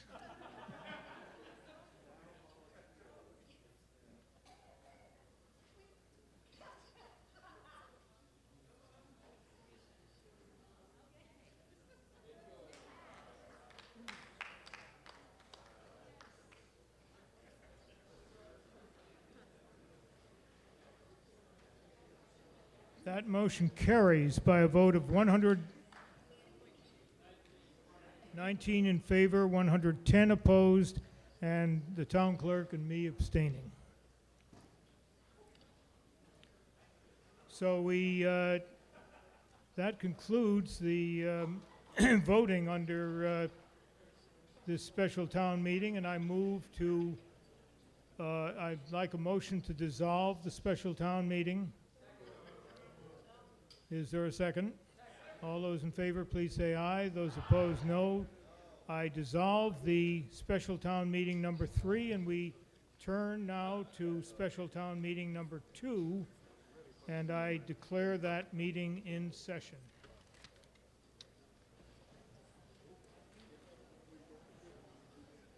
Yeah. While you're adjusting to this change in town meetings, I will announce that the vote under Article 2 was 106 in favor, 117 opposed, and 3 abstentions. So that's changed by another vote. The only article under special town meeting number 2 is Article 1, and the motion offered under that article by Ms. Hamilton, seconded by Mr. Fernandez, is found on the bottom of page 1-2. Voted that the town request that the select board file a home rule petition to allow any citizens in the town of Brookline, notwithstanding the provisions of so on, who have reached the age of 16 or older to register and vote in municipal elections within the town. I call on Ms. Hamilton, and while she's coming to the microphone, this has been found in the men's room. If it's yours, there's no identification, I guess, inside, but if it's yours, please see the town clerk.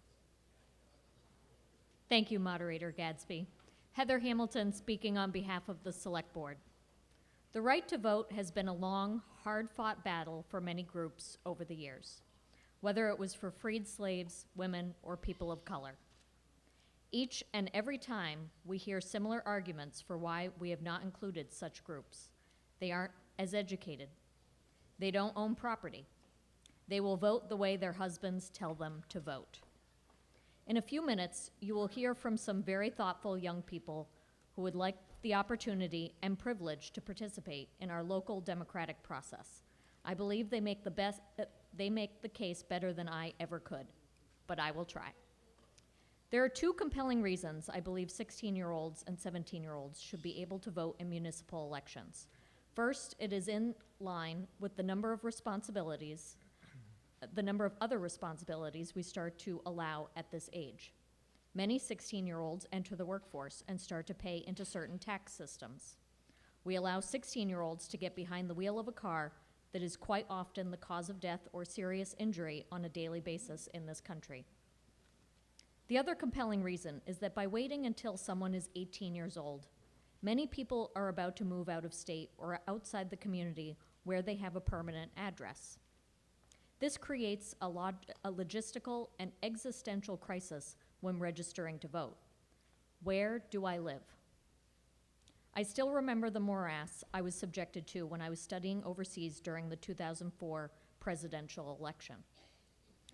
I believe this inconvenience may be a significant factor in the low voter turnout we see in local elections. Habits form early, and the easier we make it for residents to participate in their democracy, the more participation we will see over the long term. Local elections have the most impact on a resident's day-to-day life, and that is especially true for young people. Over 50% of our municipal budget goes towards the schools. Who else is impacted more than them on the decisions that are made at the ballot box? You will hear from opponents who believe this is a slippery slope, that will start an adultification of young people with unintended consequences. This may lead to lowering the age for conscription or leveling criminal charges as an adult at lower and lower ages.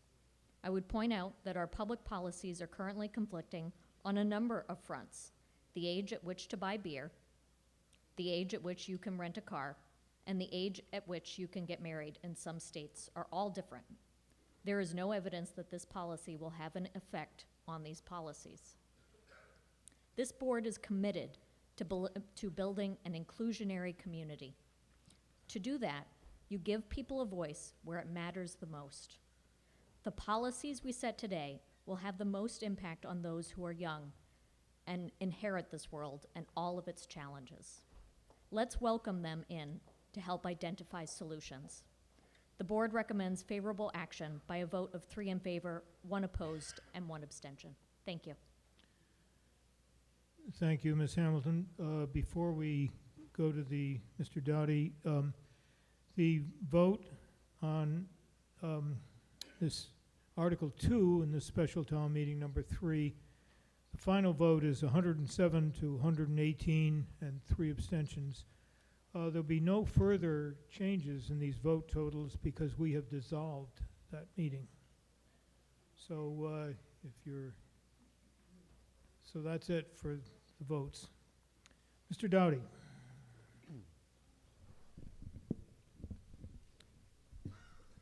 And Ms. Bizup, would you come forward, please, and sit in the front row? Thank you, Mr. Moderator. Dennis Dowdy, Town Meeting Member, Precinct 3, speaking for the Advisory Committee. Warrant Article 1 of Special Town Meeting 2 seeks to cause the Select Board to petition the state legislature to allow the town to lower the voting age to 16 years old in municipal elections.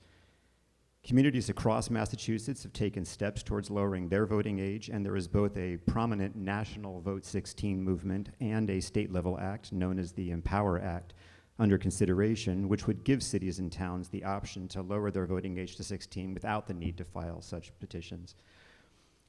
There is widespread agreement on the basic facts here. Municipal voting is a largely unexercised right in Brookline. Average turnout for the most recent 10 years in our municipal elections has been 16%. The high turnout for that period was 29%.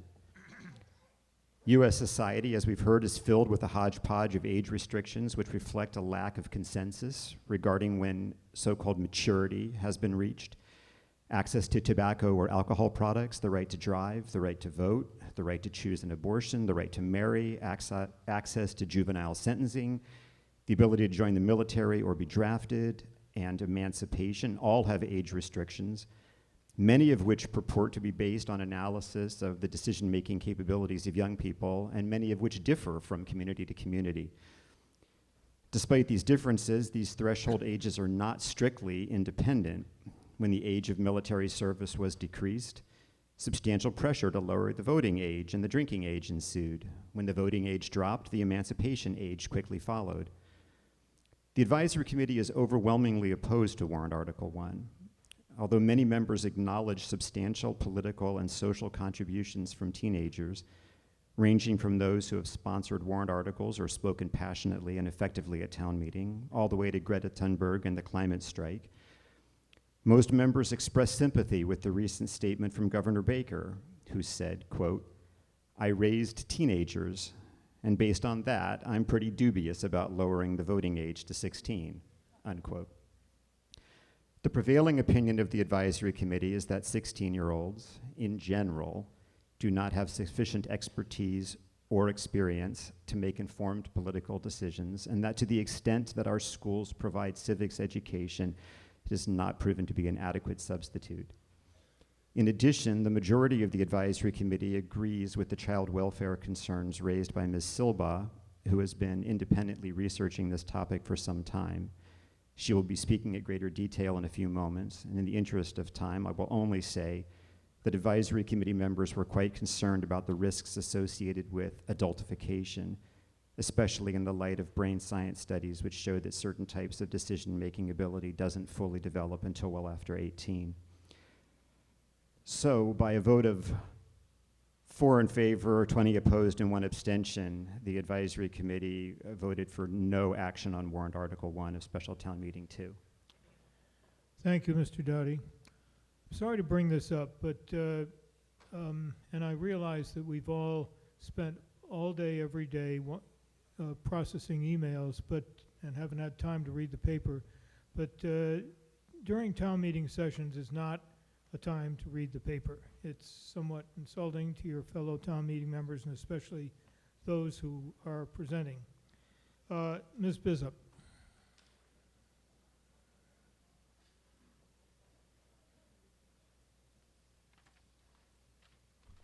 You have 3 minutes. Good evening. My name is Charlotte Bizup. I live at 25 Glen Road in Brookline and attend Newton Country Day School as a freshman. I appreciate this opportunity to address you tonight and bring a teenager's point of view into this discussion. Like many teens, I have a job. Starting this winter, I will be working at the Lars Anderson skating rink. We teens have to give a portion of our wages for taxes. However, we have no say in how our money is spent. We also have to pay sales tax. This is taxation without representation. According to the warrant article under consideration, over the past 10 years, only an average of 16% of adults in Brookline have voted in town elections, demonstrating an unfortunate lack of interest from adults. I recently surveyed 52 Brookline teens, 77% of whom said they would be interested in voting. Brookline needs voters, and teens are ready to vote. Lowering the voting age would increase voter turnout for many years, if not generations to come. This is not only because today's teens care about politics, but more so because if teens learn to vote when they have guidance, they become more comfortable with the process and develop a voting habit that will extend into their adult lives. If the voting age stays at 18, many people will have their first voting experience in college. Some might be intimidated or not know about registration, deadlines, and how to vote. Today's teens also have more access to information than previous generations had due to the internet and social media. Because of this, they can make well-researched decisions and also campaign through social media, which would raise voter turnout even further. More and more, teens are already participating in political activism, such as the recent climate strike. Passing this warrant article would build on teens' existing engagement. Some might say that teens are immature and cannot be trusted to make important decisions.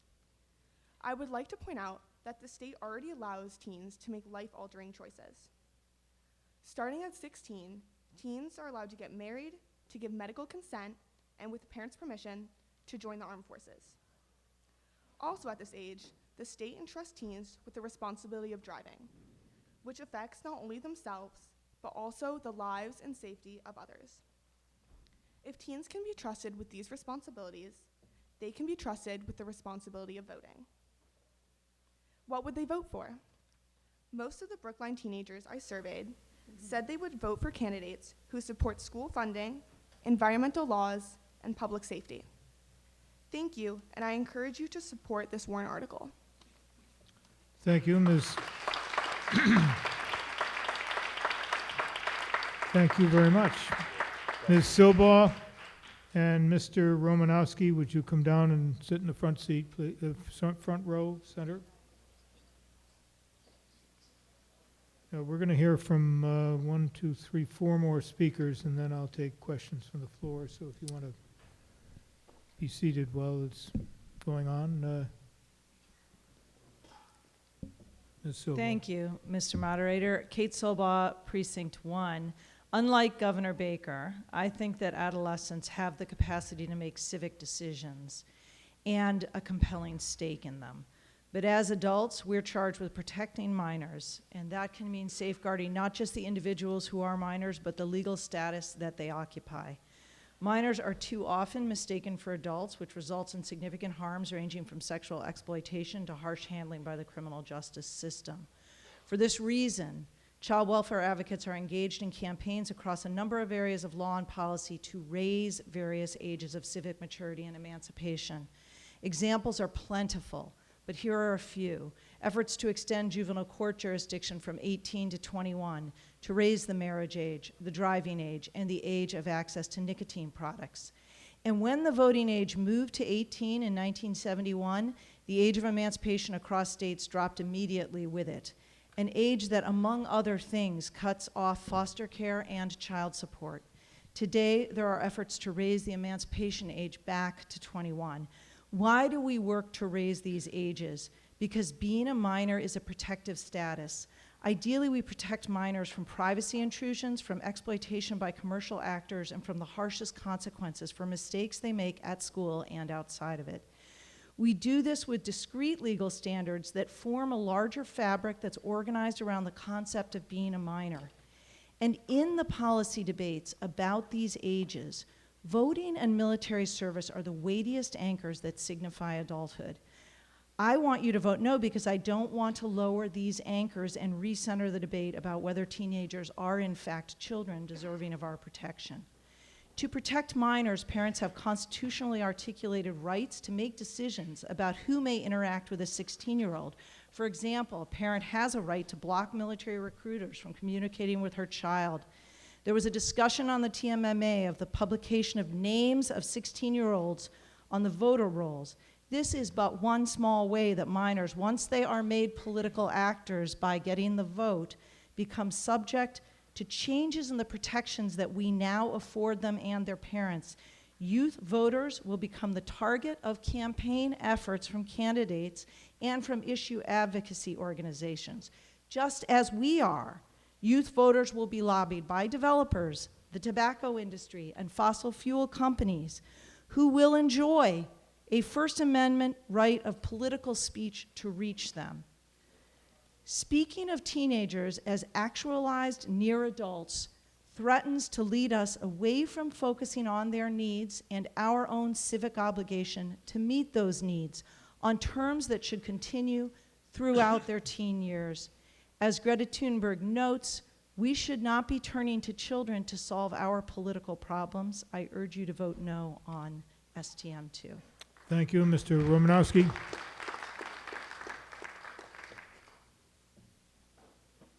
And Ms. Roseman, would you come forward, please?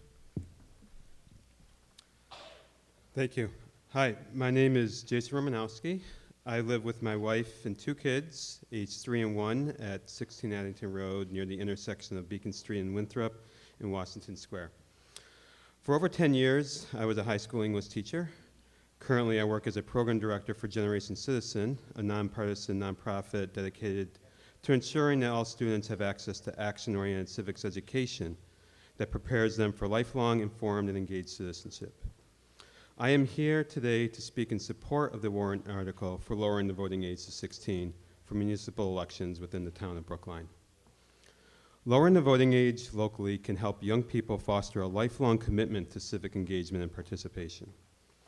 Age 16 is much better time than age 18 to establish a habit of voting because young people can vote while in high school, be supported by peers, teachers, and family members.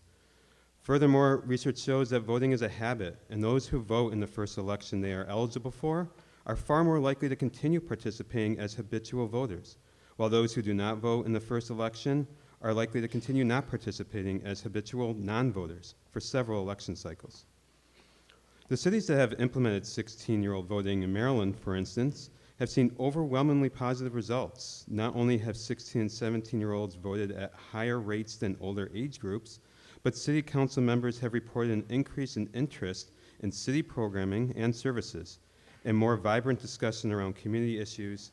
As one council member commented in reference to 16 and 17-year-olds, they're acting like residents, which is exactly what we want to see. I understand that this may sound like a bold idea, and some folks' gut reactions are negative.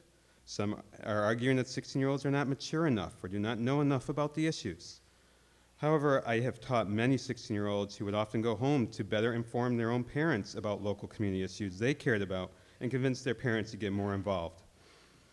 Finally, as a parent of 2 young children, I would love to see my future teenage daughter and son, after a school day at Brookline High, sitting at the dinner table discussing their upcoming vote for select board, school committee, or town meeting member.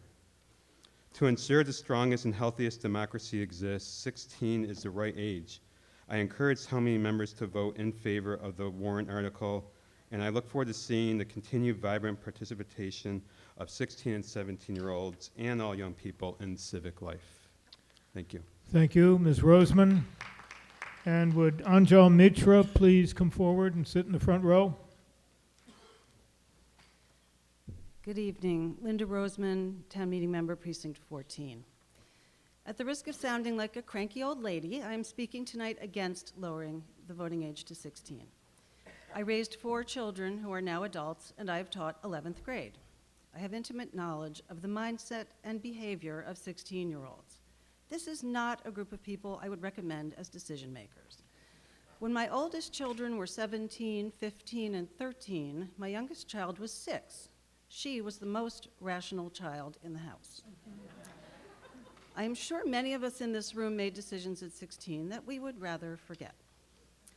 I don't deny that town meeting has heard many intelligent, articulate presentations by high school students, some of whom have brought warrant articles to this body. I have been impressed by those. Last night we heard from 7 students who spoke eloquently and persuasively in support of renaming their school for Florida Ruffin Ridley. I was thrilled to see one of my former pre-K students among them. There is no doubt that each of those students is thoughtful and well-informed. The average age of those children is probably around 11. So, should we give 11-year-olds the right to vote? The only adult privilege we give 16-year-olds is the ability to drive a car, which might not be such a great idea either. Voting should be restricted to persons who are considered by the law to be adult members of society. 16-year-olds are children, no matter how articulate or well-informed. Voting is an adult responsibility, and childhood is short enough. What's the rush? Please vote no on lowering the voting age. Thank you. Thank you, Ms. Mitra.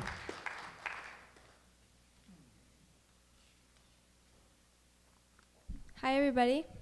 My name is Anjali Mitra. I am 17 years old, and I live in Precinct 9. As someone who has been engaged in local, state, and national politics since the age of 14, I think that giving young people an opportunity to participate more actively in civic engagement is of utmost importance. I am a youth climate activist. As a member of the Sunrise Movement and a general coordinator for the Boston Climate Strike, I understand that our rapidly changing environment is the most defining issue for our generation. We stand to lose everything that we care about to climate change, and the young people are mobilizing to make sure that we have a safe and livable future. I have been on panels and have spoken to thousands of people, mostly adults, about climate change. I have been honored at events dedicated to social justice and the advancement of women. I have helped organize climate strikes and rallies, campaigns, and outreach events. And I know hundreds of other passionate youth, many from BHS and even from the elementary schools. You met many of them last night as they advocated for Warrant Article 21. We are active, we are engaged in local politics, and we are ready to make a difference. And yet, I've also spoken to rooms full of people who didn't care about what I was saying. I have lobbied politicians who have turned away from me. I have been shut down, ignored, and talked over. After all the momentum we've gathered, why are we still so invisible? Why does no one want to hear our voices? Because we can't vote, and therefore our opinions don't matter. Our futures don't matter. We have been told to go back to our model UNs and chess clubs and let the adults handle the problems that we face. We have been told that our passion is cute, but we can't make a difference anyway. We have been told that the adults don't care. Who gave adults the sole right to decide my future? The policies we decide on today will have consequences down the line. You might not be there when it happens, but I will. And I am sick of telling reluctant politicians to vote for us and give us the validation we cannot give ourselves. This isn't a revolutionary idea. Similar bills have been passed around Massachusetts as more and more adults realize the power and passion of young voices. Why should town issues, which pertain to us as well as adults, leave youth out of the equation? Why should we be denied a seat at the table when our lives and the lives of future generations are at risk? This warrant article allows us to finally express ourselves in a way that matters, a way that can make real change. It shows young people that their ideas are important. The warrant article under consideration can give people like me the chance to make decisions that directly affect my own life. It can give people like me the chance to start the trend of voting early that we will continue for the rest of our lives. It can give people like me the hope that we can actually have a future in which we all can thrive. Thank you.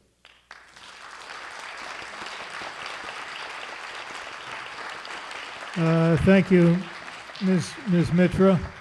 If I never ever need an advocate, I'll know who to call. Mr. Doggett, and then we'll have questions from the floor.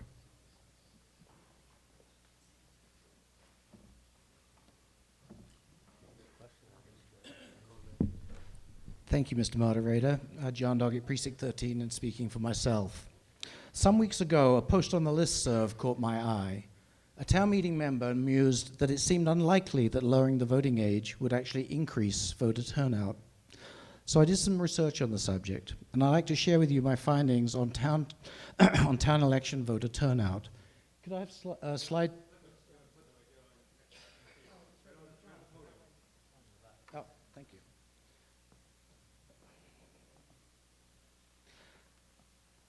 I grouped the total number of registered voters in 10 age groups, starting with the teenage group, those in their 20s, 30s, etc., right up to those 100 and over.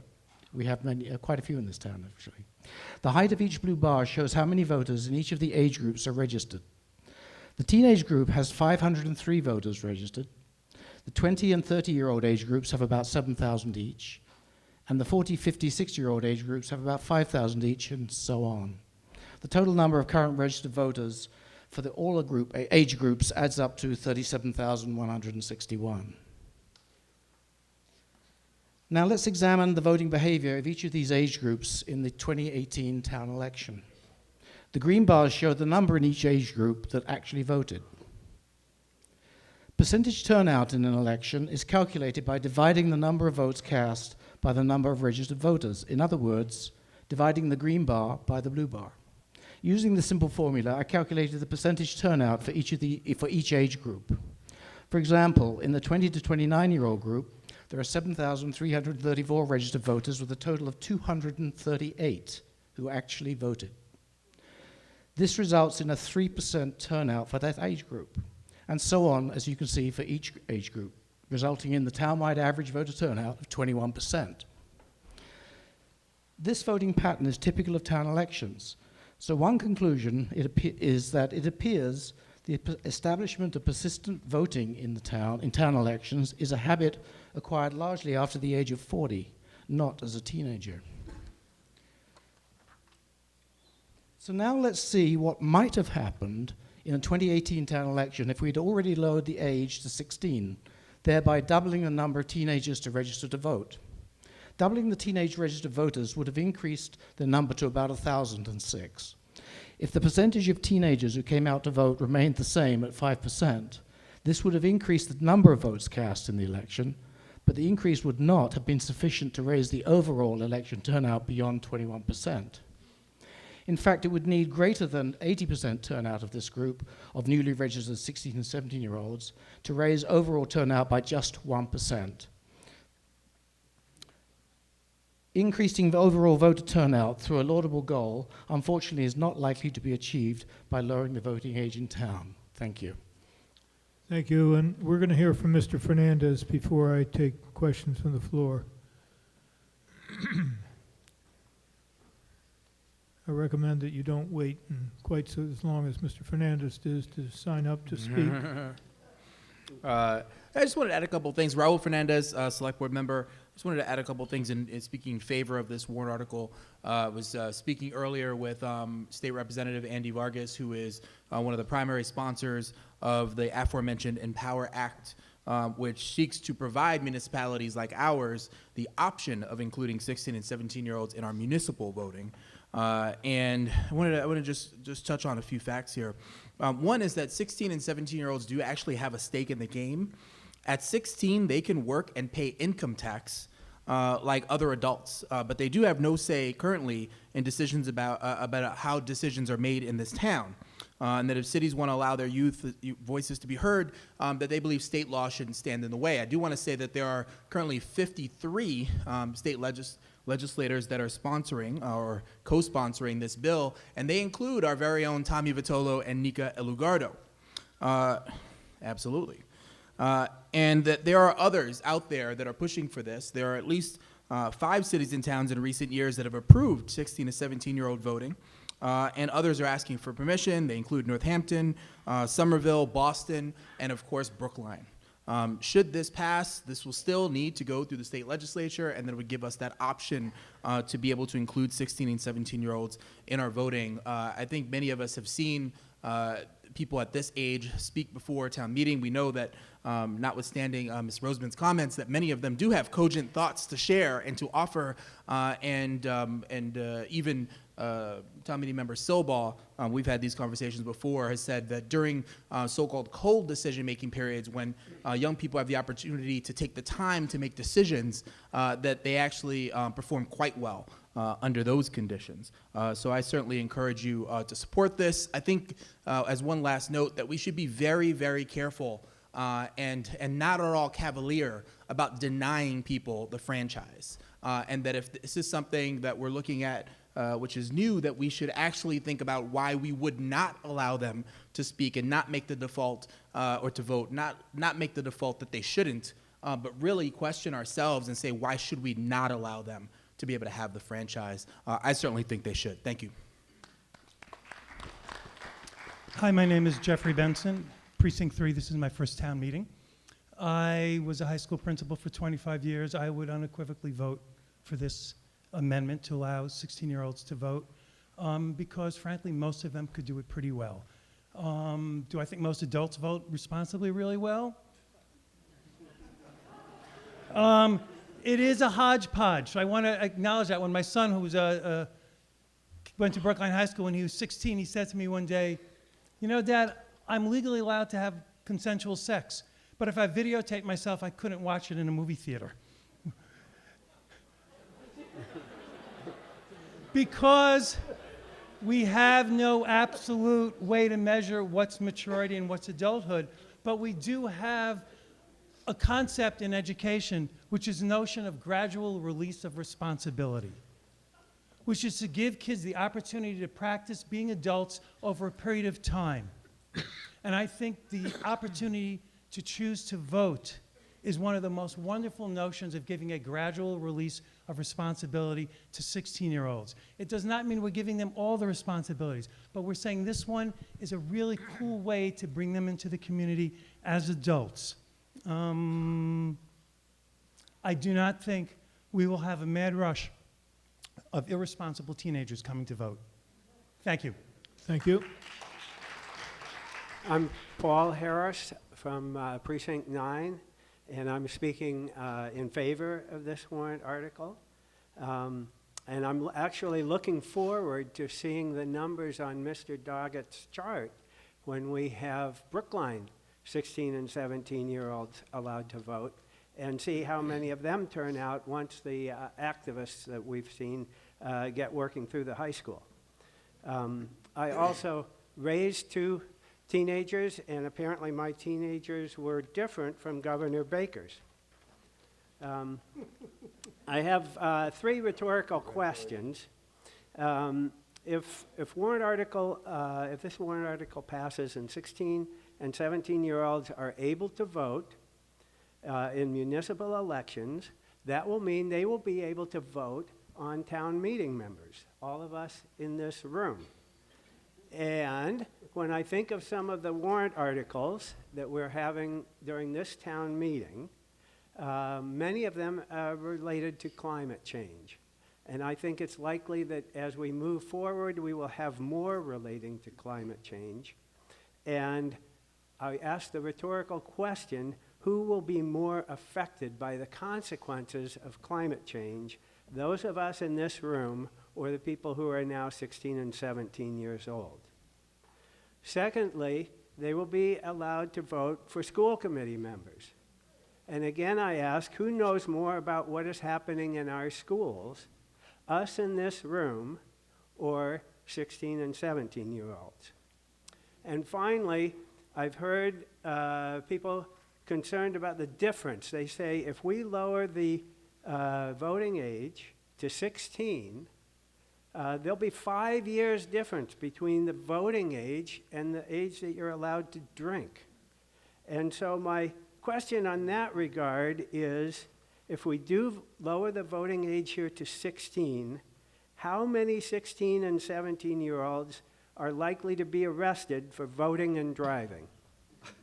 Thank you. Thank you, Mr. Gordon. Thank. I was here pretty much. Yeah, I've got 16 people on my list, and she is the last one, as far as I can tell. That's fine. Mr. Gordon. Thank you, Mr. Moderator. Neil Gordon, Precinct 1. If and when we get to warrant articles 33 and 34, you'll realize that I spend a lot of time Happy New Year. reading the bylaws. I'll note that in my reading the bylaws, I find only one reference to age, and that is as a qualification for some members to serve on the Council on Aging. I find no restriction otherwise for serving on boards, committees, and commissions as they're mentioned in the bylaws, nor do I find any restriction of age restriction for running for town meeting or any other townwide office that only requires you, I suppose, to be a voter. My question for town council is, under the bylaws as I read them, a 16-year-old voter would be eligible to run for town meeting and perhaps other townwide office. My question is whether under state law there are any restrictions that would supersede that. Ms. Murphy, town council. Thank you, Mr. Moderator. Jocelyn Murphy, Town Council, Precinct 16. State law, in order to be eligible to be a town meeting member, you simply have to be a registered voter. So clearly, if this home rule passes, any registered voter can be a town meeting member. I don't believe there's, the question was, what about select board members? I don't know that there's an age restriction for select board members. Mr. Rosenthal. Yes, thank you. Marty Rosenthal, Precinct 9.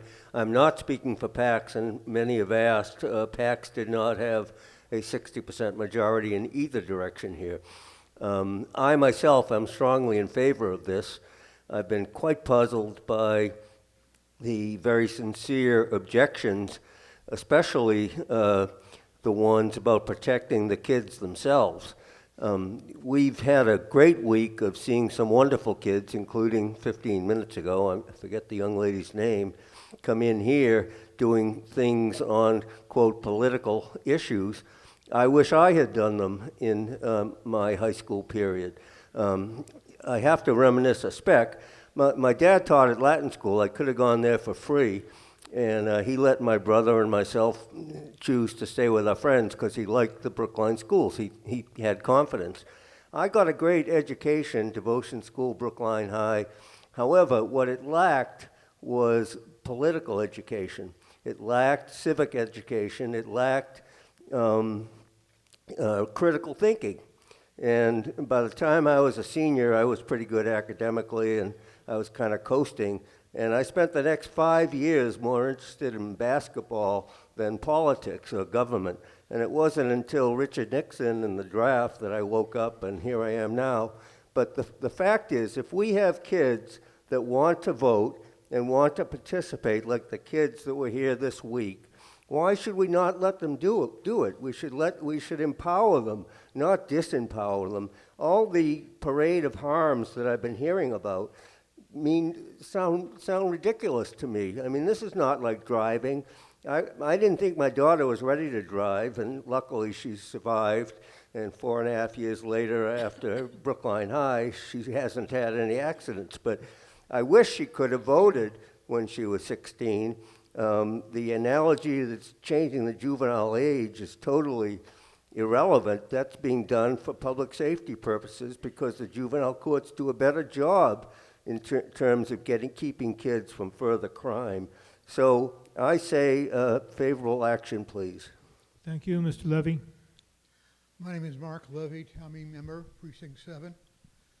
I have a strong objection when people make decisions based on stereotypes. And what I've heard today is the stereotype that 16-year-olds are not ready to vote because, well, they're just not.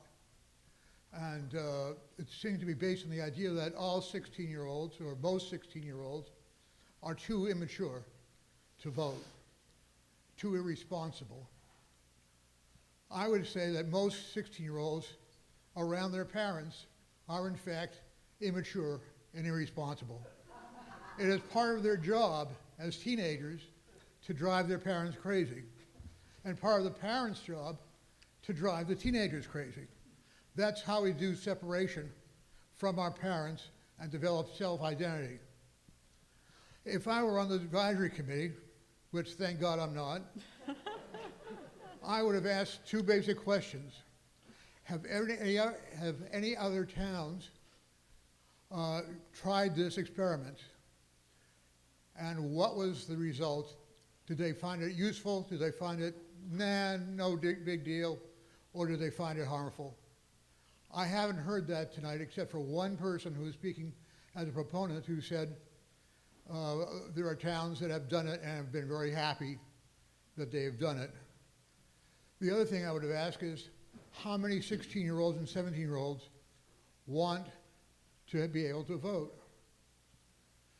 That would require some kind of a survey, preferably one that's randomly dialed households, find out if there's a teenager there, ask to speak to the teenager, and get the answer. That wasn't done. All we know about this is that at least two teenagers from this town have come forward and saying not only do they want to vote, but they feel qualified for the vote, and they in fact are entitled to have that opportunity. Not so long ago, compared to my age, you had to own property in any town in Massachusetts to vote. As a tenant, I am glad that no longer is the case. I think Raul has it very correctly that we should expand the franchise whenever it seems reasonable and possible. I think under this circumstances, extending the vote to 16 and 17-year-olds in municipal elections only is reasonable and is possible. So I'm going to support it. Thank you. Thank you, Mr. Weintraub. All right, thank you. Bob Weintraub, Precinct 9. I think we have to be very careful, as Mr. Levy and others have said, about stereotyping and generalizing about the level of responsibility of our teenagers. Before I came to Brookline to work as a headmaster at the high school, I was the founding principal of a magnet school in Lowell, Massachusetts called the Micro Society School. It was a K-8 school that was based on John Dewey's principles of experience is the best teacher. And one of the components of the school was government. And we had a government in the school that the kids ran that was based on the American model with 3 branches of government, a legislative branch, an executive branch, and a judicial branch. And this was a K-8 school, so the oldest kids in the school were 14 years old. And I think that in schools we say you get what you expect in terms of academics and levels of responsibility. If you had watched the governance that the kids conducted, with the oldest ones being 14 years old, you would have been very supportive of this motion, this article, to support 16-year-olds to vote. Again, we have a problem in this country of lack of civic engagement. And if you expect the young people to be engaged in elections and in government, I think you'll find the level of responsibility and engagement dramatically increase. So I strongly support this article to allow 16-year-olds to vote because they will rise to the occasion and make us all proud. Thank you. Thank you, Ms. Goldsmith. I've called on Ms. Goldsmith Jennifer Goldsmith, Precinct 11. You may know me from the listserv. Hi, everyone. And I want to thank the moderator for recognizing. Sure. I want to thank the moderator for recognizing the point about the stickers. But about this warrant, I want to speak in support. First, I just want to address one of Mr. Doggett's assumptions. So 18 and 19-year-olds, we have a town where more than 90% of the kids from the high school go to college, not typically in Brookline. So it's pretty hard to get an absentee ballot. And in fact, kids at college are often encouraged to vote in the places where they're in school. So it's not really logical to project the voting rate from 18 and 19-year-olds in town and to extrapolate that's what 16 and 17-year-olds might do. In fact, the muscle memory of starting to vote when you're 16 or 17 may make it more logical to vote in the place that you're in college and to be engaged politically there. So I don't see that as actually logic. The other thing I would like to say is we as town meeting members, we sort of sign up to do a few things. Come to this meeting, complain about being here, read the warrant articles, and listen to our constituents. One thing we don't do in our own precincts is go to the schools and talk to the kids about what this government is. My own exposure to town meeting was actually because my kids were at Driscoll where there was voting in May, which they couldn't understand, and they told me what it was, and they said, you should run. And then they decided to create a campaign for me, and that brought me here, so blame them. But the idea that we can expose our kids at younger ages to our own town government, which is really all they'd be able to vote for at age 16 anyway, is something that we can build as a pipeline. If we're thinking about how to be inclusive in this meeting and how to bring more people here, having kids know about town government and be part of it is a likely way not just to bring them, but to bring their parents and the other people in their lives. So this strikes me as a pretty low risk and high value opportunity. But I also want to say it's not easy to get an absentee ballot from here, and when to get to a college, not only because of you, Patrick, but because the colleges they're not used to mail anymore. You might think there are post boxes. It's actually not that easy to get mail. I blame Yale University, but my son's tried to vote absentee a few times and hasn't, and I haven't figured out how they're going to vote December 10th to support Driscoll, but we're going to get those absentee ballots. So for this, and thank you.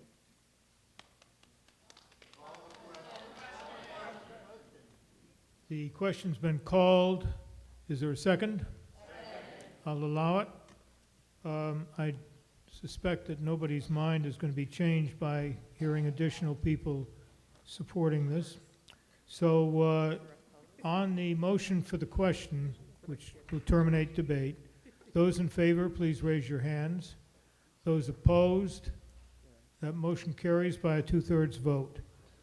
On the, I'm sorry, you saw who was at the microphones. I don't have anybody else signed up to speak, so sorry for not. Recorded vote, sure. Are there 35 town meeting members? Of course there are. This is STM 2, main motion, Article 1.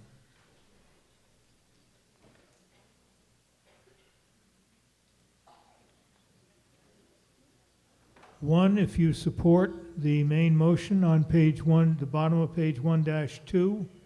2, if you don't support it, and 3, if you abstain.